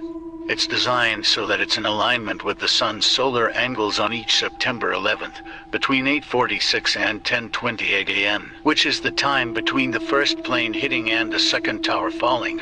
The central skylight perfectly fits this alignment and washes the Oculus floor with a beam of light. Wow. Well, very interesting how that mural was all about the awakening God within the eyes of these children, and then a lot of the architecture later on commemorating the 9/11 event was all based around this all-seeing eye and the eye and eye this, eye that. I wasn't familiar with that, but they're always watching the Oculus. Yep. So that was interesting to me. I wanted to share that quick clip. The next thing that's been going around recently is a pretty interesting story, which is 1-cent burgers at Wendy's, Burger King, and Longhorn reminisce to a Simpsons episode about zombie burgers. And the timing is just really interesting because right around the time that these burgers were going for free, the USDA is recalling more than 58,000 pounds of ground beef. So they're giving all these 1-cent burgers around. There was a lot of funny memes going around about this one about don't eat the burgers, don't, 1-cent burgers not to be trusted, and marked safe from eating a 1-cent burger, Facebook profile pictures and stuff. But this clip is kind of funny because it calls to mind a Simpsons episode, which oftentimes seems to predict or, talk about real world events in their cartoon. Check this out. Burger from September 18th to the 22nd. So you're telling me... I'm here at Krusty Burger for the launch of the highly anticipated Burger Squared. Krusty, what can you tell us about this fantastic new sandwich? I'm glad you asked, Kent. We start with grade A beef, feed that to other cows, then kill them and serve the unholy results on a 7-grain bun. Burger Squared! That checks out. Cows eating cows? That's an abomination. No, Lisa, you're a vegetarian, but these These cows have made a different choice. And now this monkey reporter will be the first human to sample this delicious crime against nature. Juicy, flavorful, with just a hint of... Hey, that's my check cashing arm, you stupid!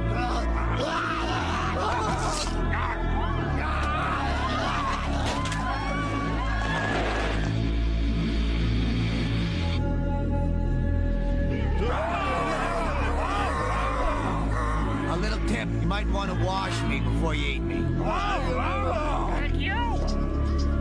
The muncher's got Mo! Well, we're not going out to help him. We have no idea what hideous creatures might be out there. Please let me in! How do I know you're not a muncher? I'm your father, and I need your help! I can't make sense of that muncher talk!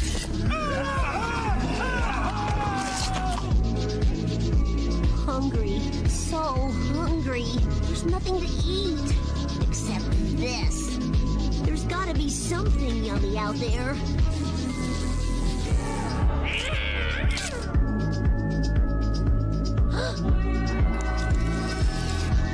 A hamburger!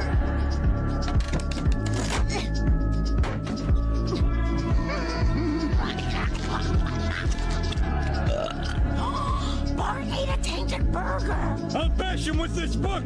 Dad, no! That's the last book in the world! Really? Yes! Oh, go ahead. Wait!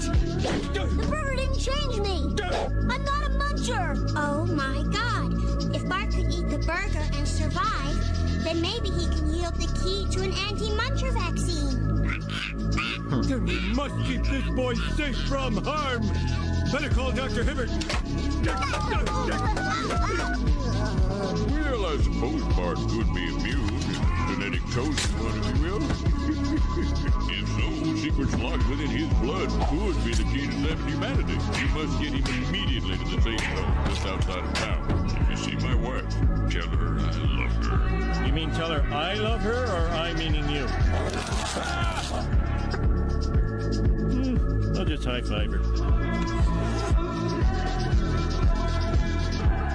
Now remember, no loud noises. Oh man, that breeze feels good!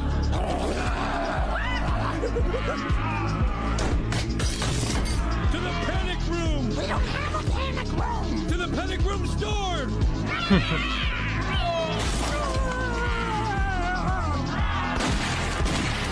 Come with me if you want to live.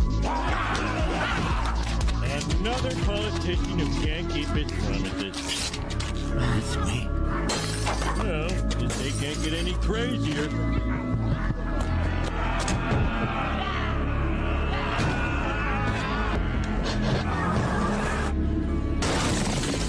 Apu, how did you survive? Well, as a vegetarian, I did not consume any tainted burgers. As a convenience store owner, I am armed to the teeth. As a vegetarian, I did not consume any tainted burgers. Oh, yeah, you did pretty good. That was a good imitation. Man. Yeah, so, I mean, I don't know if this is the outbreak of the 1 cent zombie apocalypse, but I thought this meme was pretty funny. Should we all start watching The Simpsons or something? I mean, they seem to be pretty right. It says, my biggest fear about becoming a zombie is all the walking. Yep. True. Just walking around, just being a zombie. Watch out.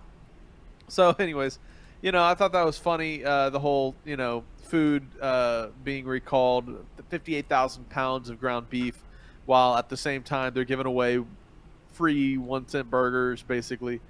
And then the Simpsons called that out. So we'll see if the zombie apocalypse starts soon, Jeremiah. We'll know that that's what it was. What was happening. Yep. So on to our last big kind of topic of the day is the alien corpses that were put on display recently from during the Mexico's congressional hearing on UFOs. So we're going to show some videos on that. Got a bunch of articles we can skim through that OPA sent over. first, I wanted to kick it off with the authenticity of the Mexican aliens questioned after kid hits it and candy falls out. It's a piñata alien. So, you know, these things are definitely being pushed as authentic, real. This would be making people go wild back in the 1960s, 70s during the UFO Roswell kind of fad, but that cover-ups continued until only 2019, where government entities seem to be confirming UAP phenomena, right? Unidentified anomalous phenomena. It doesn't make sense, but you know what I mean. The UFOs, guys. Here's one explanation of what these alien bodies are before we watch it. It was actually just Joe Biden taking a nap. I saw that somewhere. That made me laugh. All right. But yeah, let's check out this clip and we can discuss it some.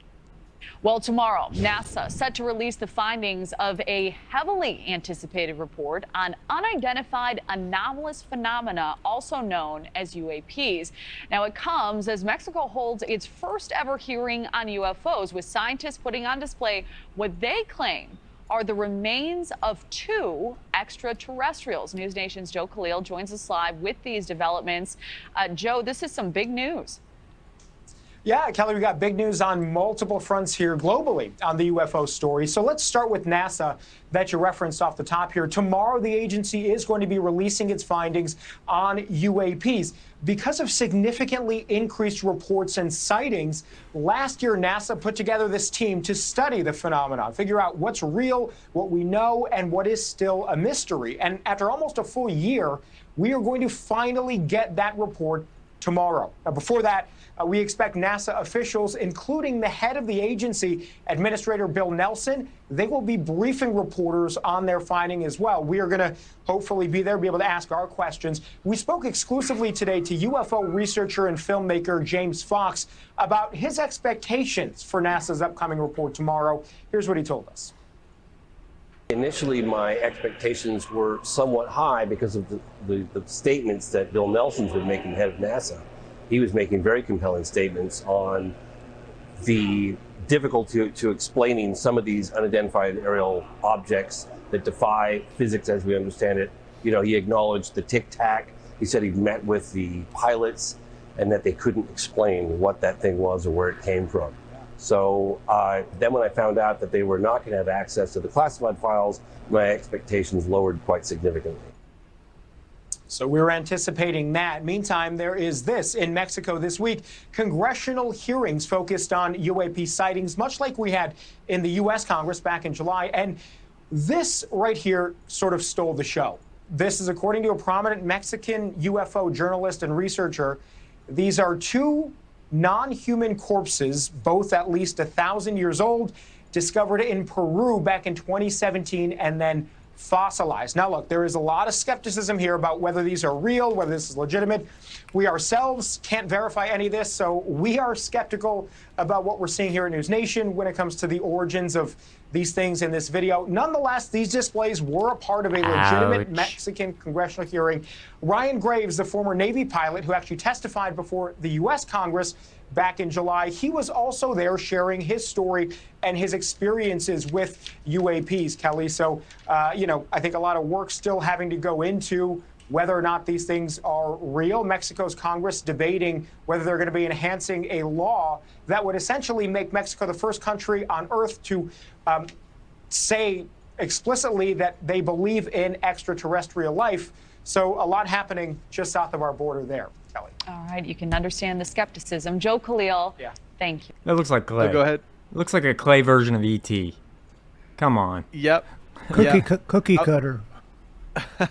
I was going to say, that's why they're building the wall, guys, to keep out the alien tourists. Yeah.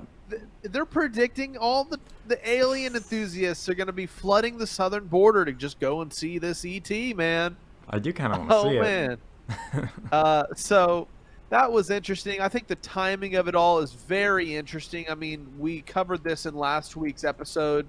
The NASA UAP disclosure conference that came out Thursday last week, and I actually inserted that into our segment last week. So what an interesting time to be alive, man. You know, Right? The alien disclosure is full swing now. And the world doesn't care. Well, I mean, we've just watched too many Marvel movies. We're all desensitized. Now it's like, yeah, we all believe there was something up there, right? Yeah, or under the water. But with that said, I wanted to say, let's watch the actual news conference that happened at the Mexico's congressional hearing. It has subtitles because it is in Spanish, but some of the things that they bring out about it are pretty interesting. Let's check this out. Ordinario. David Grush, el oficial de inteligencia que declaró ante los congresistas de los Estados Unidos que su país estaba en posesión de restos biológicos de entidades y que él sabía dónde estaban, que se lo dijo a los congresistas. Hasta el momento el Pentágono no ha aceptado liberar esta información y permitir a los congresistas ser testigos de estos restos biológicos.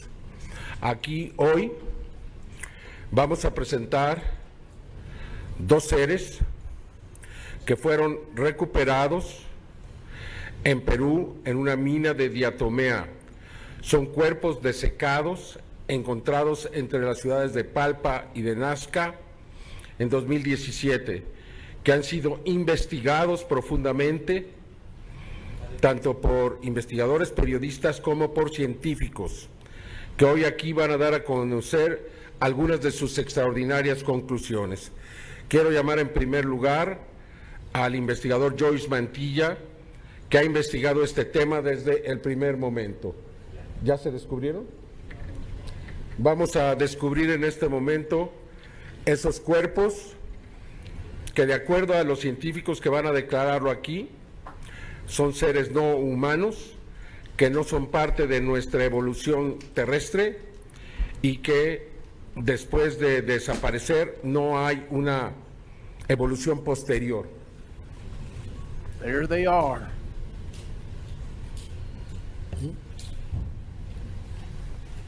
Looks like they're having a funeral.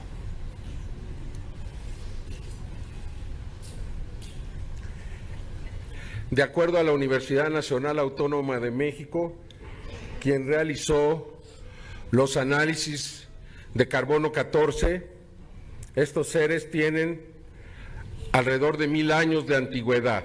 Es decir, no se trata de seres que fueron recuperados en naves, que son estrellamientos, sino son seres que estaban sepultados en minas de diatomea, tierra de diatomea. La diatomea es una alga fosilizada con 17 millones de antigüedad, es fitoplancton que abundaba en aquel tiempo y al desaparecer se fosilizó. Y la diatomea tiene características extraordinarias. Deseca a los cuerpos, no permite el crecimiento de bacterias ni de hongos. Por tanto, permitió preservar estos cuerpos por 1000 años desecados. No se trata de momias, se trata de cuerpos que están íntegros, completos, que no han sido manipulados en su interior y que tienen una serie de elementos que los hacen verdaderamente extraordinarios. Por favor, Joyce Mantilla, si quieres pasar por acá, por favor, adelante. Gracias.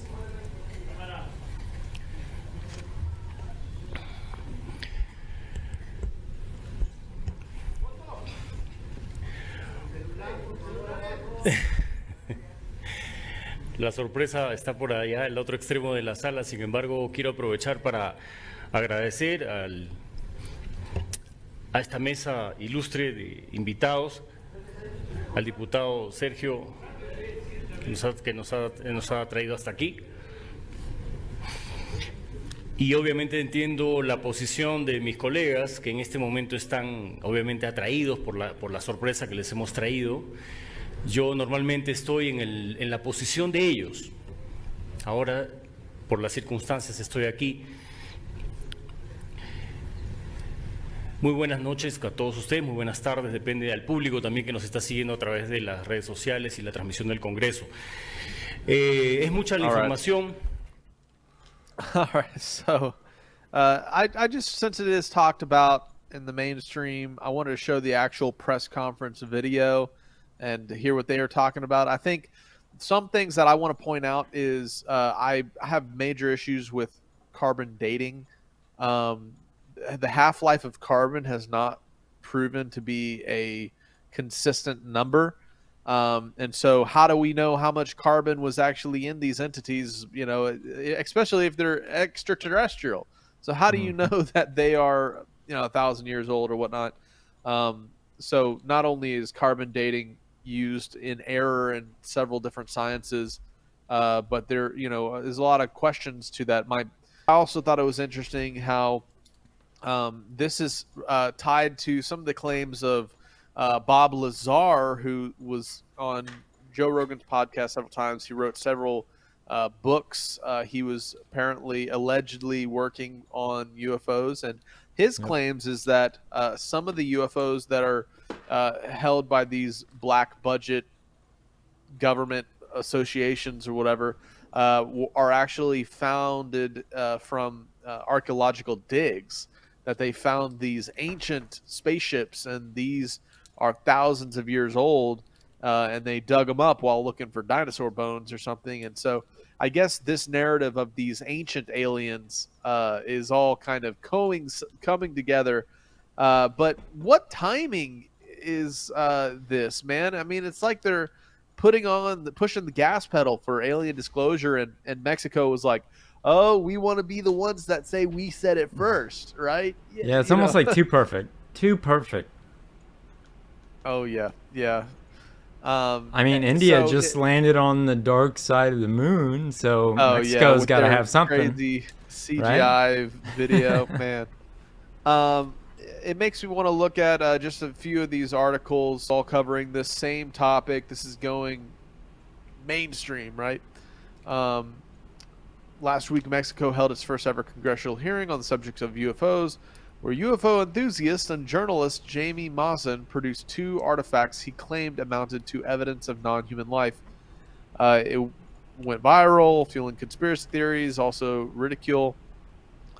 And something here, U.S. authorities have recently engaged with questions about unexplained sightings in July, and the U.S. Congress listened to witness testimony on unexplained phenomena. So he's, you know, maybe monopolizing on just the timing of everything. He decided to bring these forward. This one says that for many scientists, these 2 tiny mummified bodies with elongated heads and 3 fingers on each hand, the images of which were beamed around the world this week, presented to Mexico Congress, are already debunked, perhaps criminal, and a stunt. So they're saying that they were debunked, possibly. And so I wanted to share with you guys the autopsy footage that I found of the aliens. And I think this is going to blow your mind. Let's check out this next clip.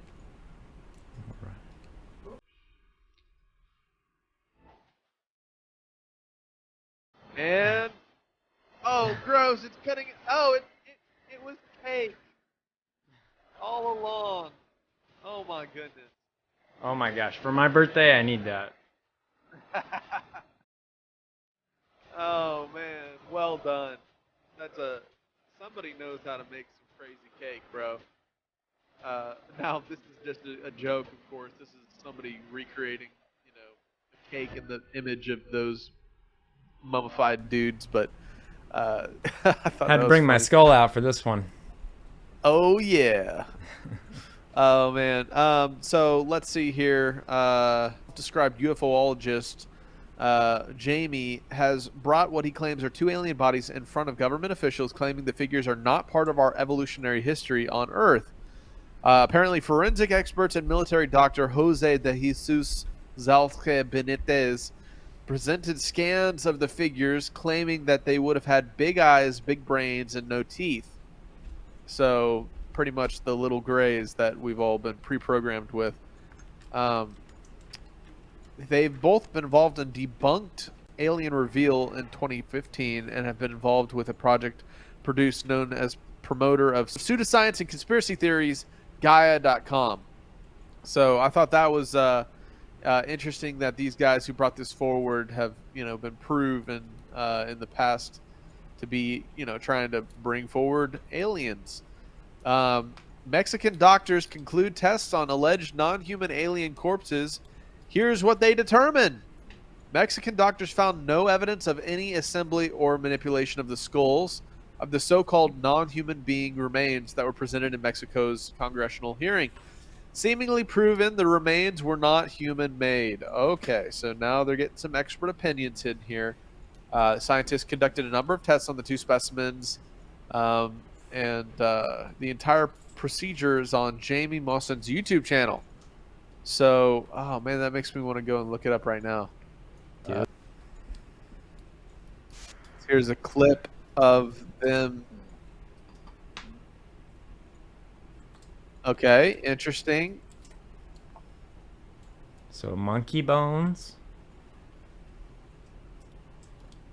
Claims one of them was pregnant. You know how they make Fiji mermaids? I swear that's what that looks like. It's where they take the top half of a monkey and they put a fishtail on it. It looks like an old monkey to me. And I promise that's not racist. I love all aliens. So equally. this is what you're talking about, and they said these scans apparently prove that it was a complete organic being and not a body of different parts. So that is interesting.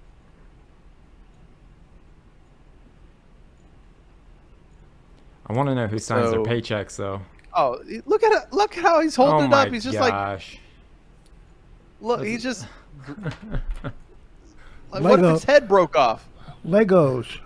His head just fell holding off it like a toy. Look at that thing. Oops. If somebody gave that, there's no way. There's no way. Why is he holding it so? Like, why is it not moving at all? Like, why are the bones not moving? Well, I guess if it's solidified rock, dried so much that it's like that's I guess that's the diatomaceous earth it was buried in. So he could shake it pretty much, like moving it around, and nothing comes off, and then they're putting it back in it. Well, they said it was buried in diatomaceous earth, and that's what preserved it so long. So.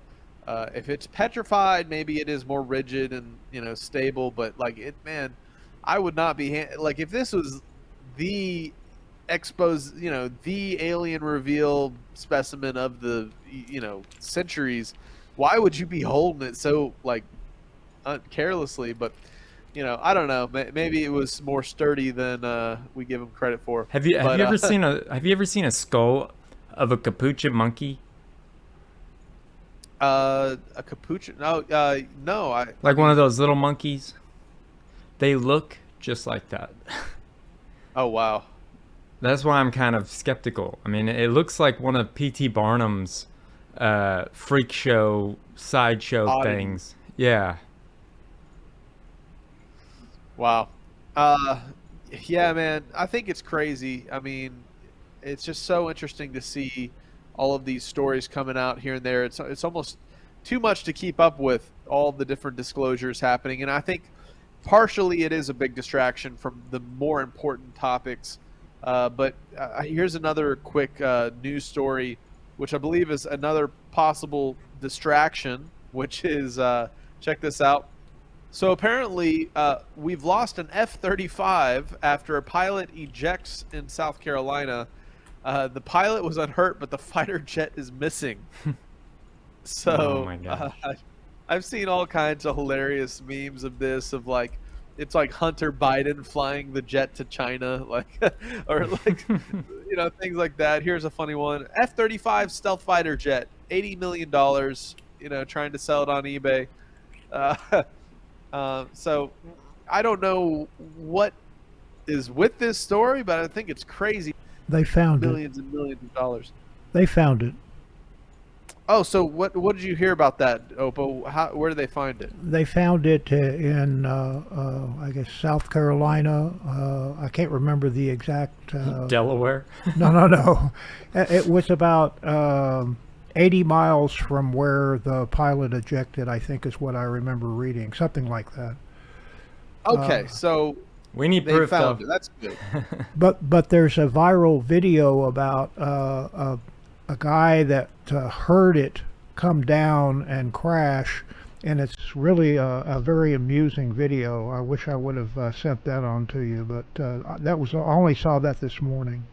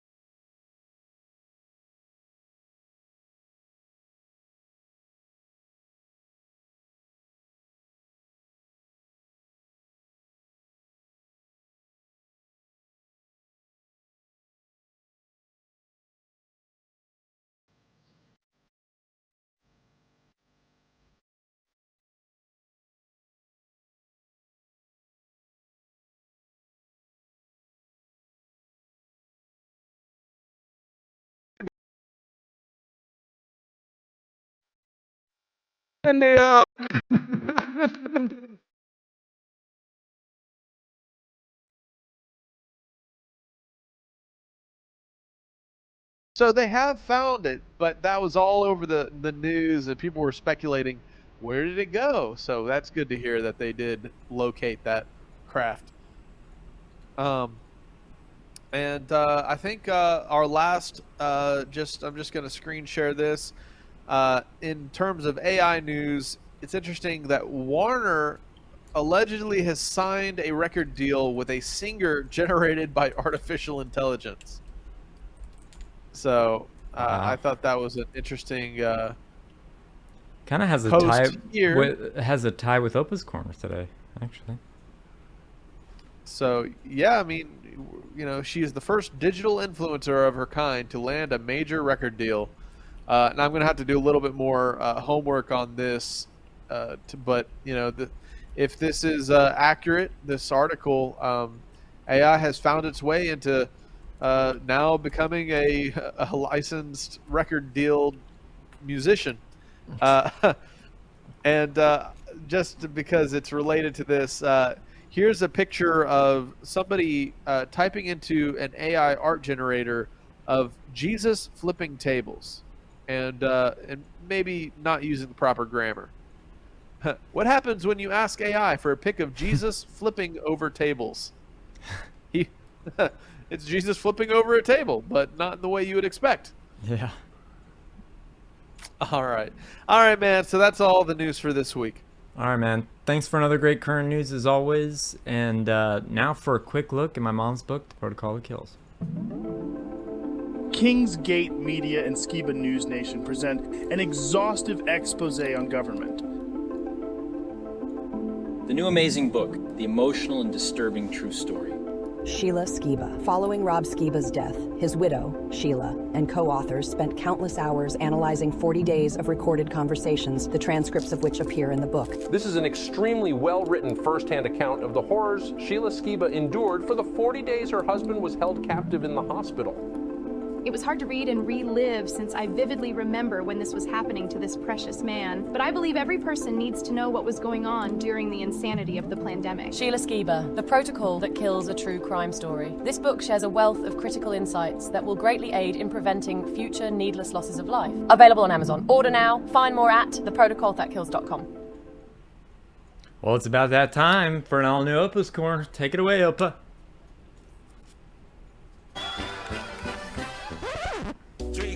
On my head, big brim and a flat. And if it wasn't for three corners, it wouldn't be like that. New style, fresh vibes, I'm gonna make it last. Got a new look, I'm gonna show it off fast. A statement from Leon Muskrat. Opa's Corner is being rebranded as Z. Z is the future, powered by AI. Z will connect us all in ways we are just beginning to imagine. And now for some funny AI stories. Once upon a time in the quaint village of Spudsville, there lived a potato named Mr. Tater Tot. Mr. Tater Tot was not your ordinary potato, he was a spud with a sense of humor as crisp as his golden brown skin. One sunny morning, Mr. Tater Tot decided it was time to fulfill his lifelong dream of becoming a stand-up comedian. He believed that laughter was the best seasoning for life, and what better way to spread joy than through a good old-fashioned potato joke. So, he waddled over to the village square where a bustling farmer's market was in full swing. People were selling all sorts of vegetables, but Mr. Tater Tot was determined to steal the show. With a confident smile, he stepped onto a makeshift stage made from crates and began his act. "Ladies and gentlemen," he announced, "I'm not just any potato, I'm Mr. Tater Tot, and I'm here to make you laugh." The crowd looked puzzled but intrigued. After all, it wasn't every day that a potato attempted stand-up comedy. Mr. Tater Tot launched into his routine. Why did the potato turn red? Because it saw the salad dressing, he quipped, and a few chuckles rippled through the audience. Encouraged, he continued, "Did you hear about the potato who joined a band? He was a real chip off the old block." Laughter filled the square, and people couldn't help but grin at the potato's punny jokes. Mr. Tater Tot wasn't stopping there. "I tried to organize a potato protest, but nobody showed up. Turns out, it's hard to get spuds to chip in." His potato humor was a hit, and the crowd erupted in laughter. Even the other vegetables couldn't resist joining in. A carrot cracked a corny joke, and a cucumber shared a cool one-liner. It was a full-blown comedy festival in the middle of the farmer's market. But Mr. Tater Tot had saved his best joke for last. Why did the potato bring a ladder to the bar? Because it heard the drinks were on the house. The audience roared with laughter, and some even rolled on the ground, clutching their bellies. From that day on, Mr. Tater Tot became the most famous potato in Spudsville. He toured the village, making people laugh with his potato puns, and he even wrote a best-selling book titled The Tater Tot's Guide to Spudtacular Comedy. And so, the little potato who dreamed of making people laugh turned his village into a place of joy and mirth, proving that sometimes, all you need is a good sense of humor, and a potato, to brighten your day in the most unexpected ways. Once upon a time in the whimsical town of Sugarville, there lived a mischievous gang of gummy bears. These gummy bears weren't like any ordinary gummy bears, they were the size of small dogs and possessed a level of intelligence that would put even the smartest human to shame. The leader of this gang was Gummy Gus, a bear with a toothy grin and a penchant for pulling off outrageous pranks. One sunny morning, as the townsfolk of Sugarville were going about their business, Gus gathered his gang for a top-secret meeting. "Listen up, team," Gus declared, "today, we're going to pull off the sweetest caper in Sugarville's history." The gang leaned in, their wobbly, jelly-like bodies quivering with anticipation. Gus revealed his master plan, to steal all the candy from Sugarville's annual candy fair. The gummy bears were thrilled with the idea and couldn't wait to put their clever heads and squishy bodies to work. First, they infiltrated the fairgrounds disguised as cotton candy. Pink and blue gummy bears spun themselves into fluffy clouds and hovered above the unsuspecting crowd.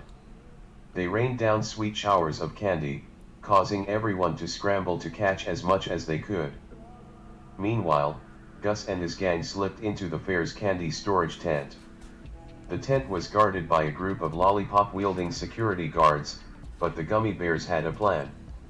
They molded themselves into lifelike statues of famous candy legends, like the Toffee Titan and the Licorice Lady. The guards, mesmerized by the lifelike statues, left their posts to take selfies with the celebrities. With the guards out of the way, the gummy bears swarmed the candy storage tent, piling mountains of candy into their stretchy, candy-filled bellies. As they made their hasty exit, one of the gummy bears accidentally activated the cotton candy machine. Soon, the entire fairgrounds was flooded with fluffy pink and blue cotton candy, turning the fair into a sugary wonderland. Back at their secret hideout, the gummy bears reveled in their candy conquest, rolling around in piles of sweets and making candy angels. Their laughter echoed through the hideout, attracting the attention of a wise old chocolate bunny named Professor Choco. Professor Choco, the town's foremost candy expert, had heard about the candy fair chaos and decided to investigate. He followed a trail of gummy bear footprints and cotton candy fluff to the hideout. "Ah, I see you've had quite the adventure," Professor Choco said, chuckling at the gummy bear gang. Gus, feeling a pang of guilt, confessed to their caper. But instead of scolding them, Professor Choco proposed a deal. He would help them return the stolen candy in exchange for the promise that they would never pull such a prank again. The gummy bears agreed, and with Professor Choco's guidance, they distributed the stolen candy back to the townsfolk, who forgave them once they heard the tale of their sweet caper. From that day forward, the gummy bears of Sugarville became renowned for their clever pranks, but they always made sure to keep their mischief on the lighter side of sweetness. And they never forgot the day they turned the candy fair into a cotton candy extravaganza, a legend that would be retold for generations to come in the whimsical town of Sugarville.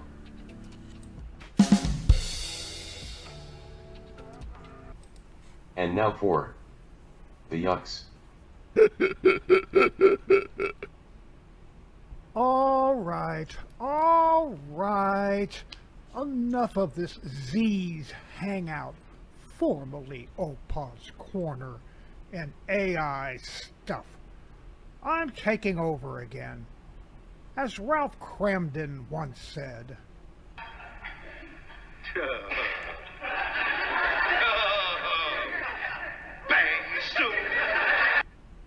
"So, Mr. Muskrat, I'm sending you to the moon."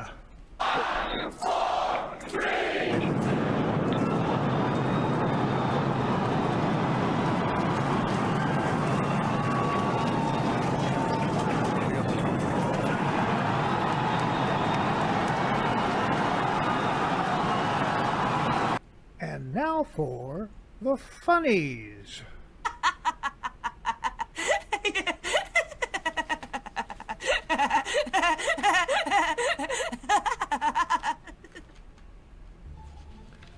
If anybody wants cheese, you're on your own.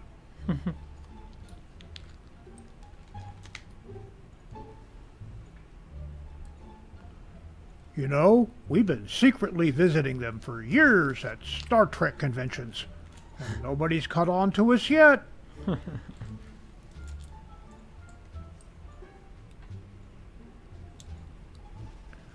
I read that you're looking for someone to do light housework.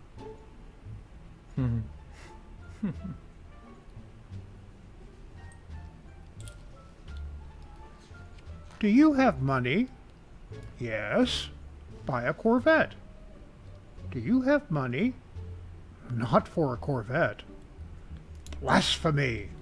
Buy a Corvette. Do you have money? No. Do you have a job?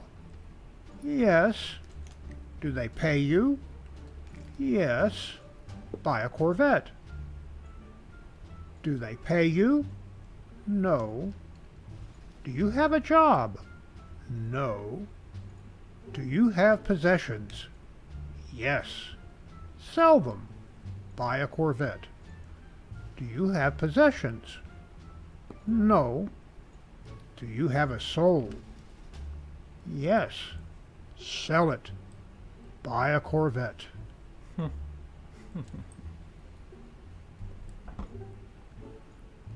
Here he comes now. Be sure to congratulate him. Heaven's Employee of the Month. June, God. July, God. August, God. September, God.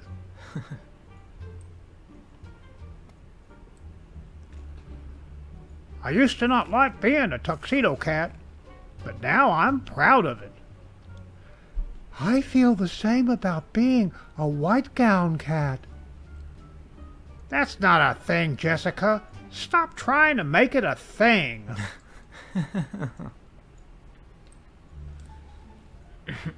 Listen, everybody. Something's not right. Please turn back. Shut up, idiot. Do as they say for the common good.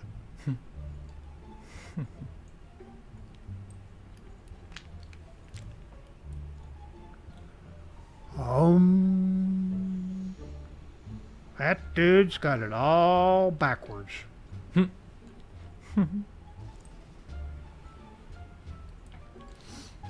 Baby. Baby. Bear.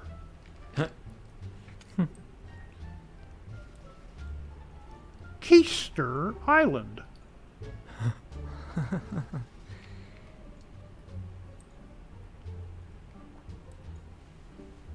Everyone thinks I'm one-dimensional, always grumpy. I'm also annoyed, cranky, irritable, fed up.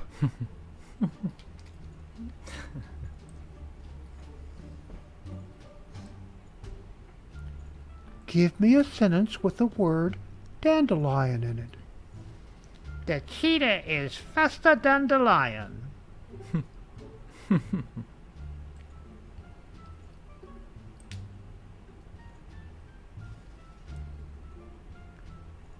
3.14 Pi. Pi. Mind blow.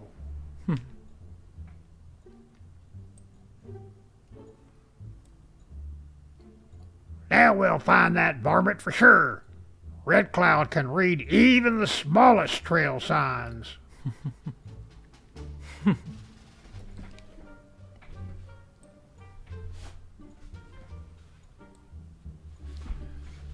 This always happens.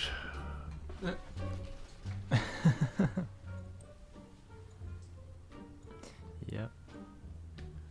Blind obedience rarely shares company with common sense. Watch for falling rocks. Hey, I see one!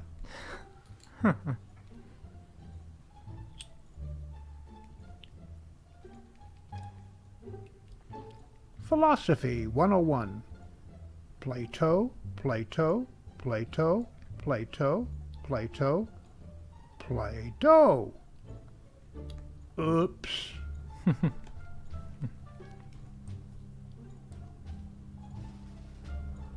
Earlier today I was really happy.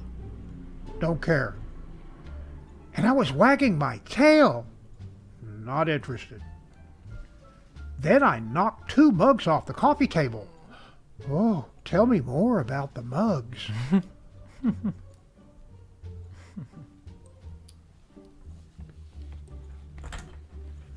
Before the Iron Age.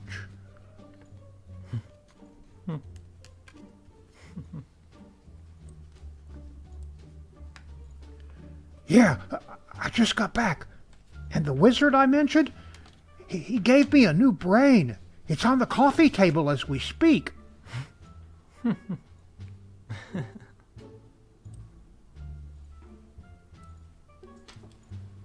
Hang on, Betty.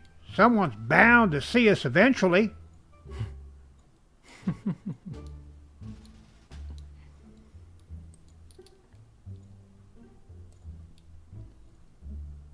Oh, Misty always hates me showing this slide.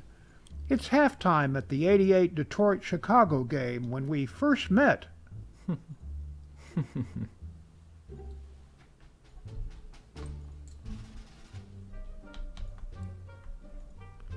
Why people named Buddy hate to drive.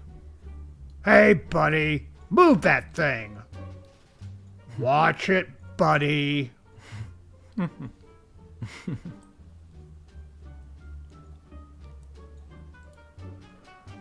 I don't know, Andy. Mom said we're never to go near the old Sutter place.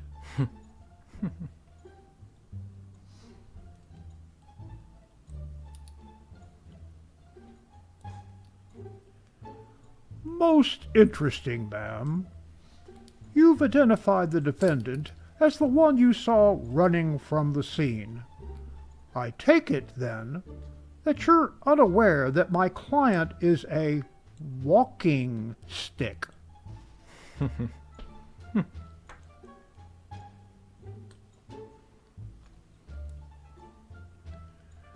That's them, officer. They've been peering in our windows for years.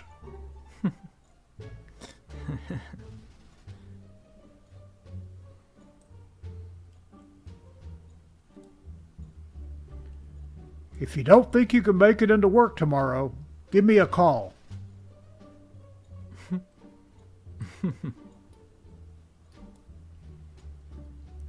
Okay, you two.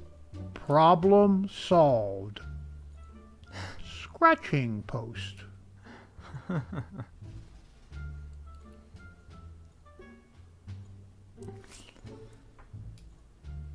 Pet psychiatrist waiting room. Dogs. Cats. It's accurate. Well, here we go again. I before E. Except when your foreign neighbor, Keith, receives 8 counterfeit beige sleighs from feisty, caffeinated weightlifters. Weird. And that concludes an OPA'S Corner for this week. Mein Hut, der hat 3 Ecken. 3 Ecken hat mein Hut. Und hat nicht 3 Ecken, dann ist es nicht mein Hut. OPA'S Corner is now available on my own YouTube channel. Like, share, and subscribe. Now, Opa, those are real AI stories, correct? Yep, I generated about half a dozen or so, and all of them, I asked for short ones, and they all were way too long. And on top of it, none of them were funny. They can't tell a joke and they can't do math. That's funny. Alright, well thank you, Opa, for another great OPA'S Corner. Now a word from our friend JJ. Are you tired of living in constant pain? Do you feel like you've tried every CBD product on the market with no relief? Look no further than JJ's Natural CBD Rub. When I was diagnosed with degenerative disc disease, this was the only product that completely took my pain away. Working with JJ has been a dream come true, and his products have completely changed my life. Don't just take my word for it. Visit JJ's website, jjcbdrub.com, and read hundreds of testimonials from people whose lives have been changed by all of JJ's amazing products. And now, as a Skiba News Nation exclusive, you can get $50 off a 3-pack special of JJ's Natural CBD Rub by texting CBD to 920-382-7720. Don't suffer in silence any longer. Take control of your pain today with JJ's Natural CBD Rub. Again, text CBD to 920 382-7720 for an exclusive discount and start feeling the relief you deserve. The links are in the description below.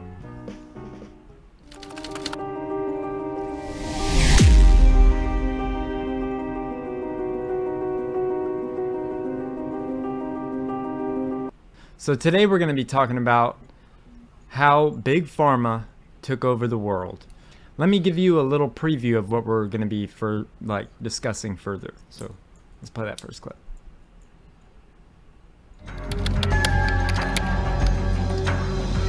So you're a big pharma company, like Pfizer or Moderna, and you want to make more money. And one of the best ways to do that is think about it. Are always in demand. There are always new viruses popping up. Yellow fever, polio, TB, whatever the kids are calling it these days. And what do people want every single time a new virus ravages the world? They feverishly want a cure. Sometimes governments even require the cure. Some vaccine shots are required for kids to go to school, for you to go to work. Can you imagine a better business where the government forces people to buy your products? It's extremely rare. But here's the problem. Back in the 1970s, pharmaceutical companies were being sued left, right, and center for related injuries and diseases. It was making life unbearable for you. On one hand, people were pressuring you to find a way to stop AIDS and all sorts of other diseases, while on the other hand, they wanted to hold you accountable for the effects of you were rushing out to the world. Talk about double standards. So you decided to use your creation as a bargaining chip. If the government wants you to create so badly, they would have to offer you some protections. Otherwise, you would just stop making them entirely. So you basically told the government, make it impossible for us to get sued for the side effects of our or we will stop making them and you can die from yellow fever or whatever. You had backed the government into a corner and no one in office wanted to call your bluff. So they caved. In 1986, Congress approved the law that gave manufacturers blanket immunity for any lawsuits related to injury or death caused by their It was one of the first times in history that an industry couldn't be sued for the harm they caused their customers, and it gave the industry an advantage other industries could only dream of. But that's not all. The business of has a lot of other perks they would rather you not know about, from them funding the FDA to being in bed skin to skin with the government. And the money that comes from this little arrangement is insane. We're talking about $157 billion in revenue in the next 5 years from just the COVID alone, which is around the same amount of money as the entire GDP of Hungary or Kazakhstan. This is the infectiously profitable business of Well, now after that, let's talk about 7 steps Big Pharma used to take over the world. So now that you guys are all caught up, here's step 1, eliminate the consequences. So let's play that.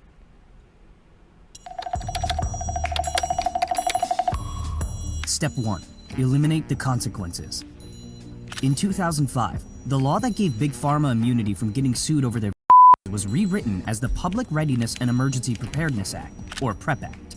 Now whenever the government wanted you to create a vaccine on short notice, they could invoke the PrEP Act and make it impossible for anyone to sue you or the FDA for authorizing a before it was properly tested, as long as it was for emergency reasons. In other words, you were now in the clear. You now had the ultimate get out of jail or lawsuits card.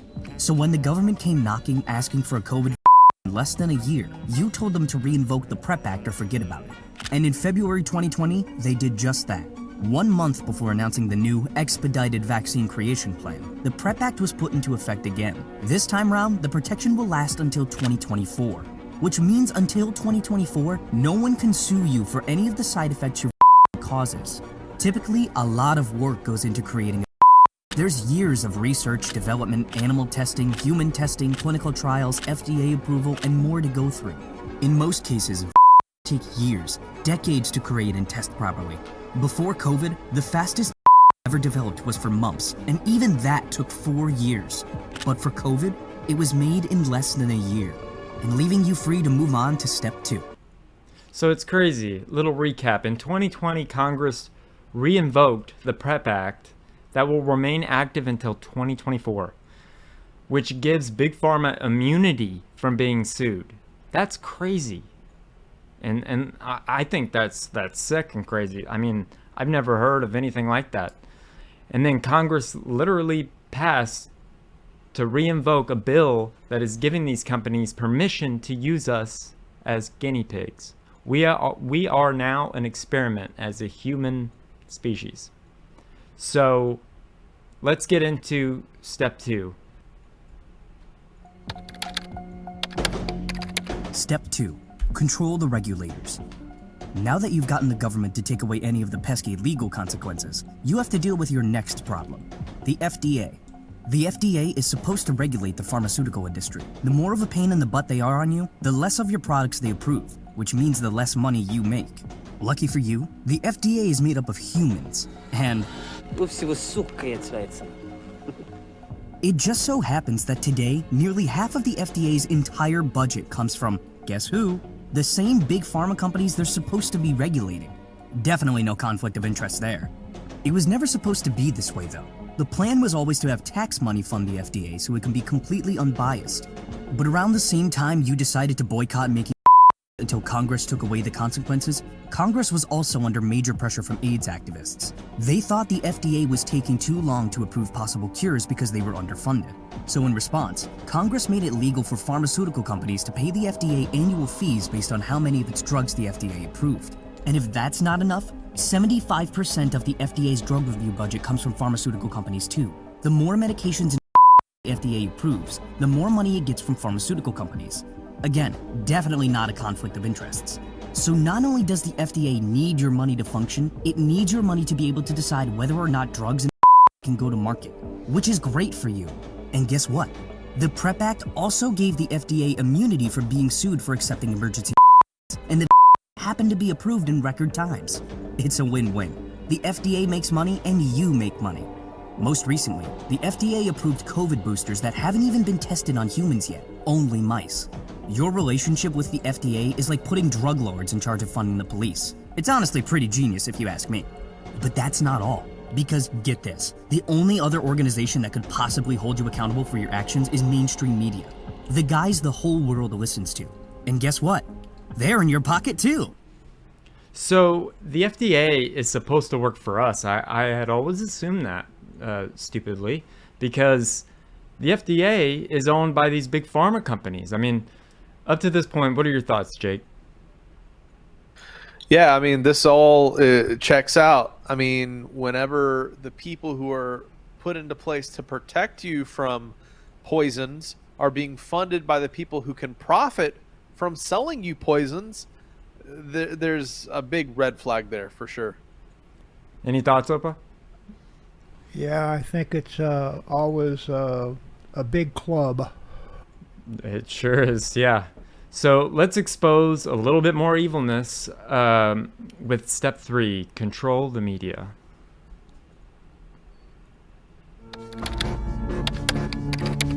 Step 3, control the media. When media companies report on studies on medications and drugs, most of them fail to mention that many of those studies are actually funded by the pharmaceutical companies creating them. In fact, only an average of 3% of newspapers out there actually disclose that the medical studies they're reporting on were funded by Big Pharma. 3%? That means 97% of mainstream media organizations conveniently forget to mention the fact that you paid for the study that they're reporting on. One law you have to understand is that everyone is bribable. Everyone has a price. Because at the end of the day, we're all humans. And since you now have both the FDA and the media in your pocket, you can move on to your final challenge. The politicians. Only 3% of media companies disclose that Big Pharma controls/owns them. I mean, this is like really happening. That's insane, I think. I mean, are we being run by lunatics, by crazy people? Probably. Let's continue down this truth rabbit hole, and let's talk about step number 4, the government on your side.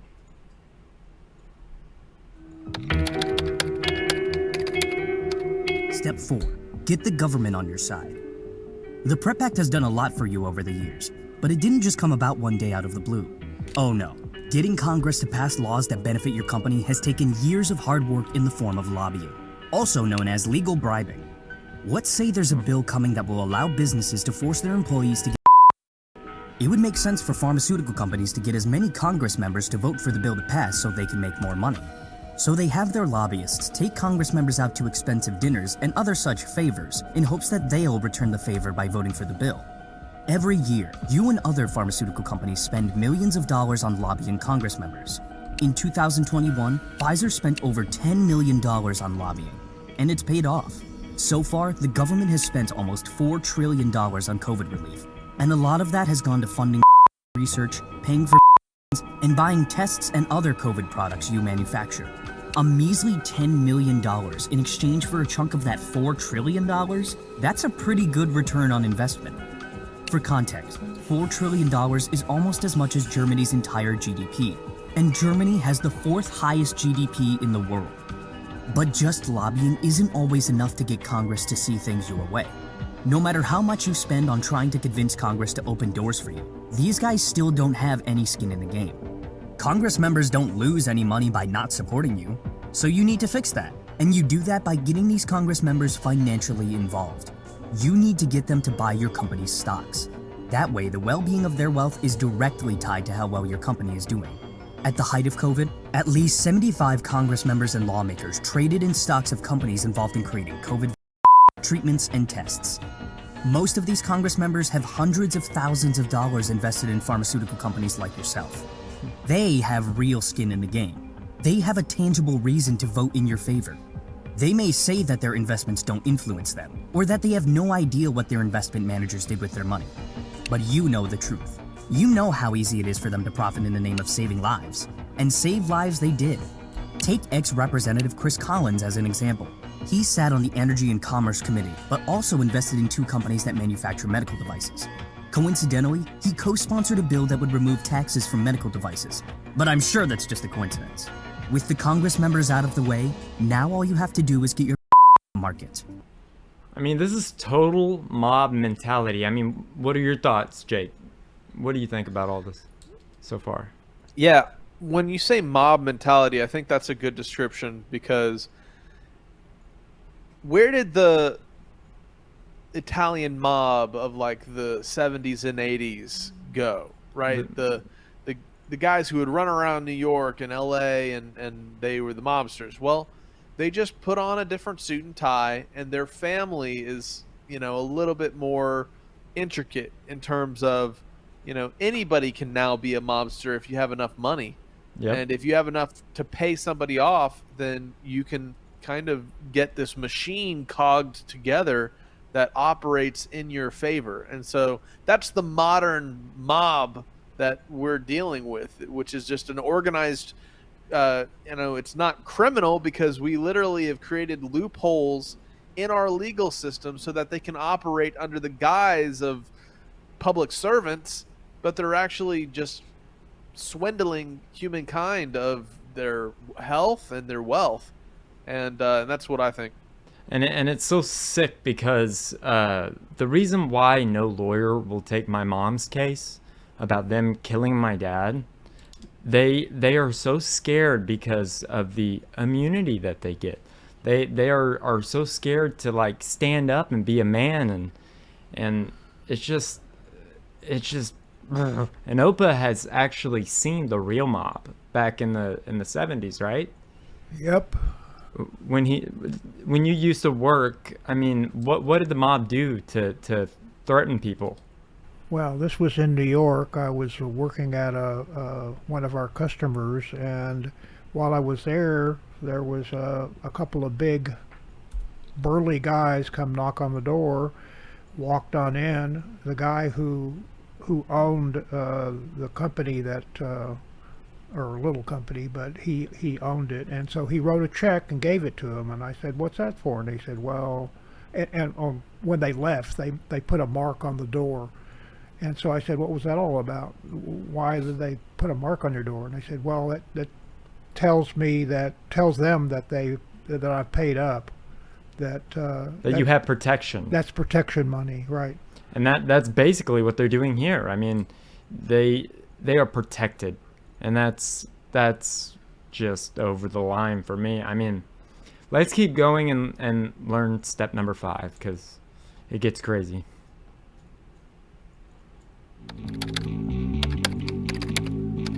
Step 5. Monopolize your creation. So you've created a life-saving in record time, and now you're ready to send it out into the world. But hold on a minute. You've worked hard on your You've spent millions in public funding to find a solution to the world's virus problem. So now that you have the answer, you're not going to just share it with the world.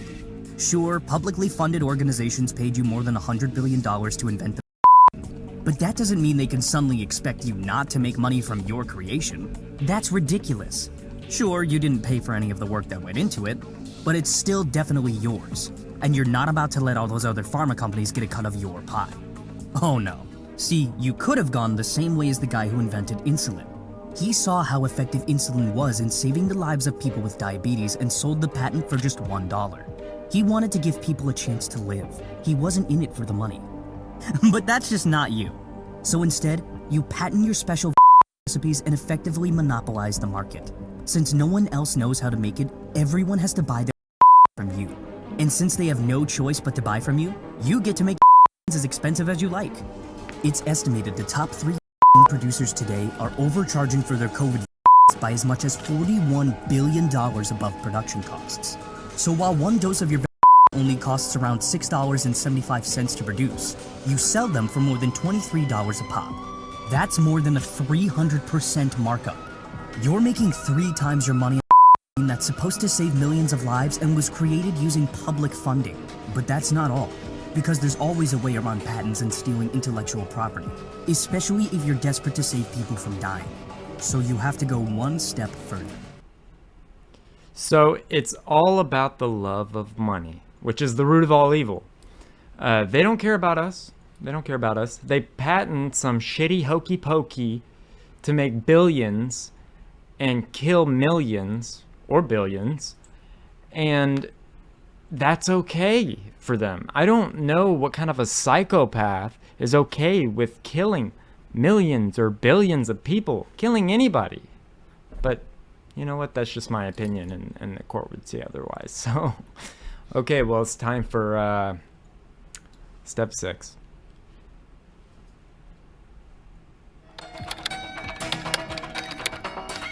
Step 6. Crush the competition. Since this is a global crisis, poor countries are eventually going to want to steal your for themselves. They'll play the "oh, we're poor and we can't afford them" card. They're going to want to manufacture the themselves instead of buying it from you. Like pirating music, but with that is a big no-no. You could lose out on a giant chunk of the global market if poor countries did that. And that's exactly what they did. Countries like Hungary, Colombia, and Chile tried to produce your that you worked so hard to create without paying you your cut. Losers will always try to copy the winners, so don't take it personally. You just gotta send your lobbyists to Washington again and push the government to punish these poor countries into the ground for trying to do that. It's as simple as that. And now that you have every single possible angle covered, now it's time to sit back and rake in the billions. So they never cared about a cure, and they kill for what? Like I said, money, which ties perfectly with our 7th and final step. So it's called rake in the profit.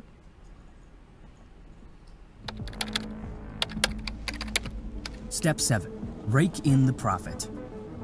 In 2022, sales revenue predictions for COVID stood at around $124 billion. And Pfizer and Moderna, America's 2 biggest producers, are set to bring in $93 billion of that.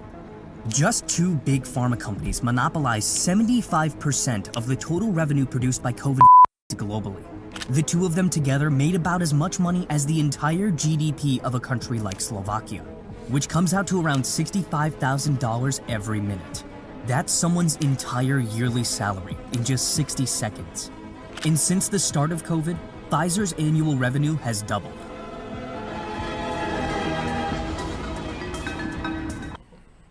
So those were the 7 steps of how Big Pharma took over the world. So do you have any thoughts, Jake, on that? Those every single step? Like, what are your thoughts just about the whole thing? It just really is so shocking that people were buddying up and pushing the propaganda for the pharmaceutical machine in 2020, 2021. Like, they were like literally brainwashed. And I remember I shared that news video on the way that they have all these patents to use, different frequencies and media to convince people to behave and think a certain way. Well, they were definitely employing those alongside kind of just the social guilt of not conforming. And when you have that all together, it creates this ugly storm of people just lining up like cows to the slaughter. And I saw friends and family who were like becoming like advocates for the big V. You know, go and squirt mystery juice in your arm because, you know, you get a pat on the back or you feel like you're actually doing good for people. You get a free cheeseburger. A free cheeseburger. Remember that one? A free cheeseburger, a free beer, or a free donut at Krispy Kreme just for, you know, showing that, you know, you've bowed to the beast, you know, and man, I think that's a very concise breakdown. And I wish more people were aware, and I think more people are becoming aware. Like recently, a lot of truther, you know, channels are being banned and censored because they're talking about this very stuff.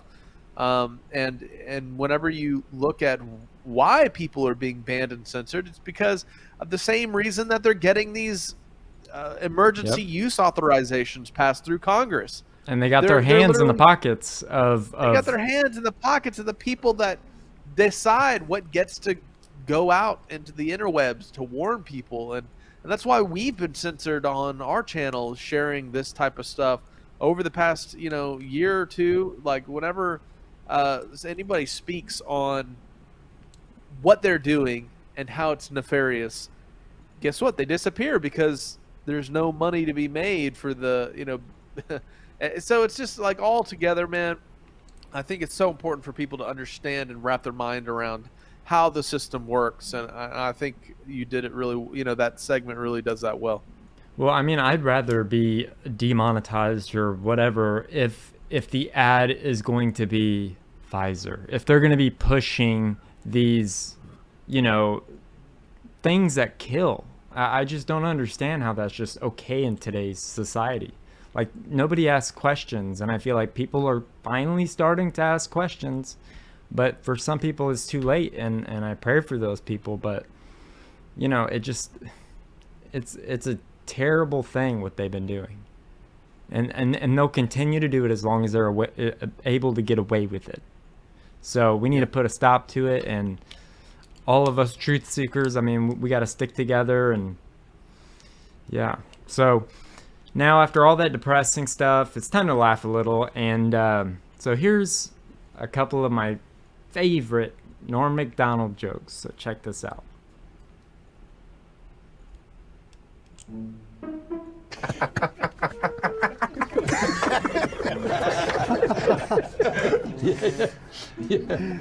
It's fun doing jokes. Yeah. Why do dogs always race to the door when the doorbell rings? It's almost never for them. You know the funniest part of doing an office conga line? When you look back and realize you're doing it alone and you're not in an office, you're in a psychiatric hospital. I've never been on top of trends, I guess. You know, when everybody was burning CDs, I was still burning books. Really.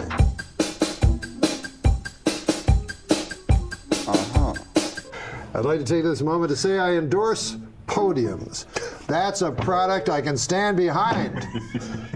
What about this one? This is for you. Yesterday I had a picture framed. Now it's doing time upstate for armed robbery. Hey, how about this? The Dalai Lama said that killing in the name of religion is unthinkable. Hey, thanks, Dalai Lama. I'm sure everybody can listen to you. No one listens to the Dalai Lama. No one. I need to have glasses in order to see my family. Specifically, 2 glasses of scotch. The Al-Qaeda online magazine Inspire has a recipe for a homemade bomb. They also have a recipe for a pretty darn good peach cobbler. They're not all bad, you know? A new study found that men with beards are more attractive than men without beards. More great work from the University of Bob Seger. I think there's nothing cooler than being a lone wolf, except at wolf picnics when you don't have a partner for the wolf wheelbarrow races. A surname you don't hear much anymore, Flintstone. John Wayne Gacy, man, not my idea of a clown. Not funny at all. No. That guy wasn't funny. Barbara Walters announced that she's retiring from The View. Well, actually, she announced it 5 years ago, but no one could hear her over those yammering bitches. Barbara Walters is planning to announce her retirement. What's next for Babs? Death. Well, isn't this wild? When I was told I was going to perform for a bunch of drones, I thought I was being booked on The View.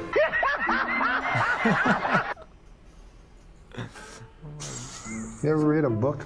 Oh, you read that communist thing?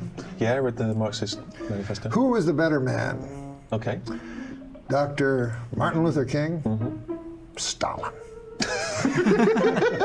Hey, by the way, I've noticed the term adult toy always refers to something you can shove up your and never like a big race car, like for a grown-up. Another good observation. In my opinion, if you're going to fight the war on terror, a good place to start would be this nation's haunted houses. You know, I may have told you this, but my doctor's getting very rude. The last time I went to him, he said, open your mouth and say oink. I remember, sometimes they get so PC about these things. That movie, The Last of the Mohicans, and they had a big protest. Apparently they weren't using any actual Mohicans. Anyways, white girls who wear big hoop earrings may be guilty of, quote, cultural appropriation. And they risk getting a curse put on them by peeved gypsy fortune tellers. Here's one for you, here. Artifacts from Auschwitz are set to go on tour for the first time. You guys won't stop. Experts believe that this will be Miley Cyrus's darkest opening act yet. Oh my God. Hey, you're not going to believe this, but Bill Maher is giving away the solution to all our problems for free. My father was recently diagnosed with shingles, which is a terrible sickness that usually only affects roofs. I think the reason I most look forward to China ruling the earth is that all of their last names sound like slang for... I tell you, a woman from Denmark I met at a party was telling me how awful she thinks Trump is. So I shot back, yeah, well, you guys have that Hans Christian Andersen. This is my patriotism. When I was a child, my parents told me my uncle was sleeping with the fishes, which at the time I assumed meant he bought a waterbed. Then I found out he had been killed and his body buried at sea. Dave, say what you will about Elon Musk, but with his new plan to bring people to Mars, nobody is a more creative serial killer. You know, I was raised Catholic, and when people find out, they always assume there was some creepy priest involved, you know, but they never suspect the deacon. So, Jake, what do you think about some of my favorite Norm jokes? Oh man, I love Norm. You know, he had a way of just having such a dry, like unexpected humor. Like that was funny. There will never be another Norm McDonald, and I created a documentary exclusively for Patreon on the 2-year anniversary of his passing, and you can watch it there if you want to check it out, or I'll figure out a way to put it where everybody can see it at some point. But if you want to see it now, it's on Patreon. Anyways, that's all I got for history, so I hope you guys enjoyed. Now you got some memes for me, Jake? Yeah, I got a couple. All right, meme me up.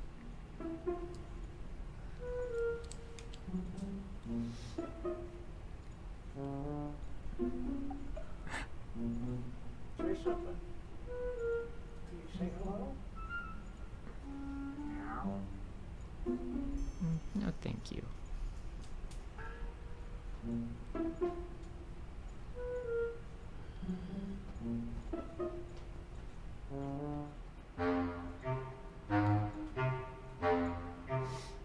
Meet me up. Meet me up now. Well, this week here's a picture of the Joe Rogan interview that needs to happen as we go into 2024. Yes. I'm all in favor of that. Everybody Can say you imagine I how at home? much that would break the internet? Oh man, that would be the funniest, coolest, awesomest thing. Oh man, please, Joe Rogan. You have so you have here on the left somebody who's senile. you know, you have here in the middle, you know, alleged sod plus druggie, and then a legend on the over right. here on the right, Mr. Donald Trump, the guy with the biggest tower in Manhattan on September 12th, 2001. And has the most indictments of any president ever for no reason. Yeah. What a crazy conversation that would be. But of course, like, I don't know, man, if that stuff started to happen, the world would be like, you ever seen Idiocracy, the movie? Yeah, I think I have. Man, it would be like the world is now a TV show. Yeah. Well, I don't think mean, Biden could is, even, but... he couldn't even make it there, Biden. I mean, nobody would understand what he's saying. Frequent bathroom, you know, What? All right, I've run out of tests. How will I know if I'm sick? Oh man, COVID's on the rise again, and it's already starting to affect family members that are like, I've been tested, I'm positive, but I feel fine. Stay away from me. You know, it's like, oh, here we go again. Okay. I now bond you two in holy macaroni.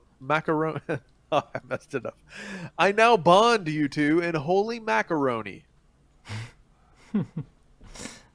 Holy macaroni. I love macaroni. So here's Justin Trudeau. Nobody needs 30 shots to kill a deer. Me. Nobody needs 10 shots to defeat a cold. Oh my gosh, that's perfect for today's episode. This is not life. This is, you know, don't get stuck in the grind, the rat race. The official winner of Not My Job Award. He just painted the lion around the tree. I've seen so many of those out here. Just lazy. This post has been removed because it might cause offense.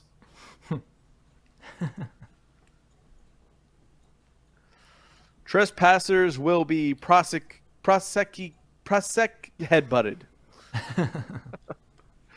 Oh man. This is my fact checker, the Holy Bible. It's a good fact checker.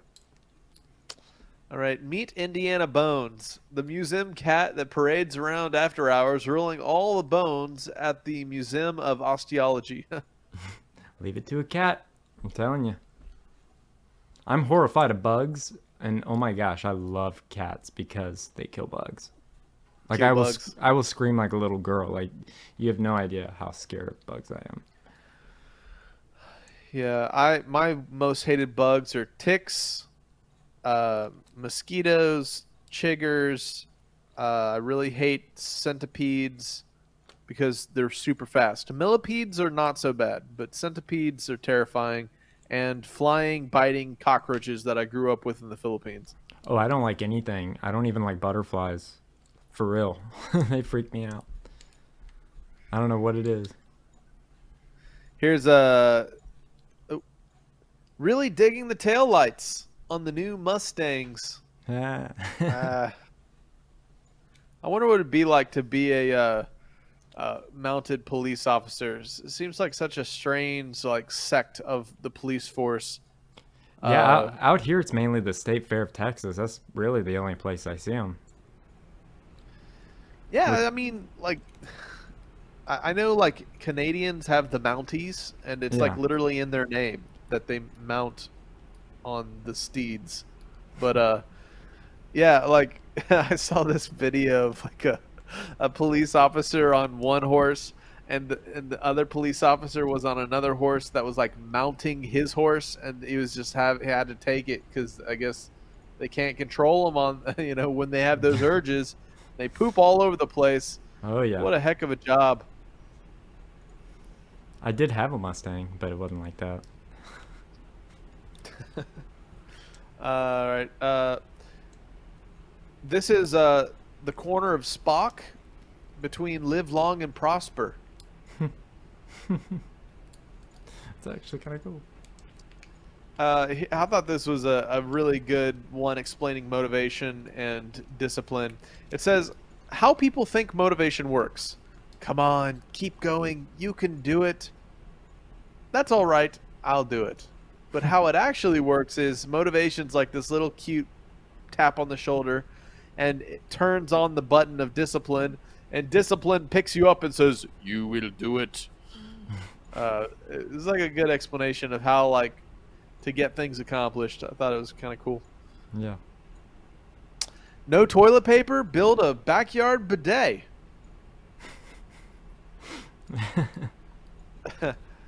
Before social media, this is how we knew where everyone was at. Leaving the bikes in the front lawn. Oh, I remember those days. Why is it that when archaeologists find human remains, they're either male or female, and none of the other 700 genders? Is there a tax I can pay to stop COVID-19? Or does that only work for climate change? I'm sure they gladly take your money. All men should make coffee for their women. It says it right in the Bible. Hebrews. I think there's a coffee shop named that too, isn't there? Hebrews. Hebrews. Yeah, there's one in Missouri we love to go to called True Brew and Ava. They got some great stuff. Explain it to me like I took the for a free donut. Explain it to me like I took the for a free donut. Oh man. Right. Public schools, mind control facility. What movie is that? Do you know by chance? Oh yeah, that's He Lives, or oh dude, now I'm spacing. I'll look it up later. I'm just curious. I gotta look it up now, dude. This is like is it good? They Live. Yeah, the movie's called They Live, and it's a sci-fi horror from 1988. They Live. Cool. Is it good? It kind of, a lot of these memes come from it. It's not the best movie, but it does depict on how, like, he puts his glasses on and he's able to see through the deceptions and the propaganda. So like the Matrix, really kinda. good. Like take the red pill with the blue pill. Special sunglasses. But basically it talks about how the ruling class are aliens, and it's worth checking out if you've never seen it. Oh, I'll check it out. Last one of the week. I'm writing a book about all the things I should have done in my life. It's called an ought to biography. That's great. Oh man. All right, guys, that's all this week. All right. Jake, thanks for another great current news and memes as always. Opa, thank you for another great Opa's Corner. I hope you guys enjoyed my history segment. We hope you enjoyed today's episode. Never quit fighting. Let no man deceive you. Thank you for standing alongside us as we fight for justice and continue our quest for truth. Subscribe and stay tuned. If you would like to submit a story, topic, or have any other inquiries, please email submit@skibanewsnation.com. Also, you can email Jeremiah Skiba personally at jeremiah@skibanewsnation.com. Also, email Jake personally at jake@skibanewsnation.com. If you want to write us a letter, send us something, help support us, or just say hi, please send your letter to Jeremiah Skiba, P.O. Box 560-271, The Colony, Texas 75056. If you write us a letter, I'll do my best to write you back. Hey, Skiba News Nation family, thank you for watching. Please like, share, subscribe, and click that notification bell so you never miss an episode of Skiba News Nation. If you want to help support us, please consider becoming a Patreon, where you will get exclusive content, shoutouts, and much more. And you can also support our channel by getting yourself some new Skiba News Nation merch. Thank you for coming on this journey with us as we continue to stay on the quest for truth. Huge shout out to all our Patreon supporters. Thank you so much for your support. We couldn't do this show without you. If you want to help support us, go to patreon.com/Skiba News Nation. Also, you can listen to Skiba News Nation podcast on your favorite podcast platform.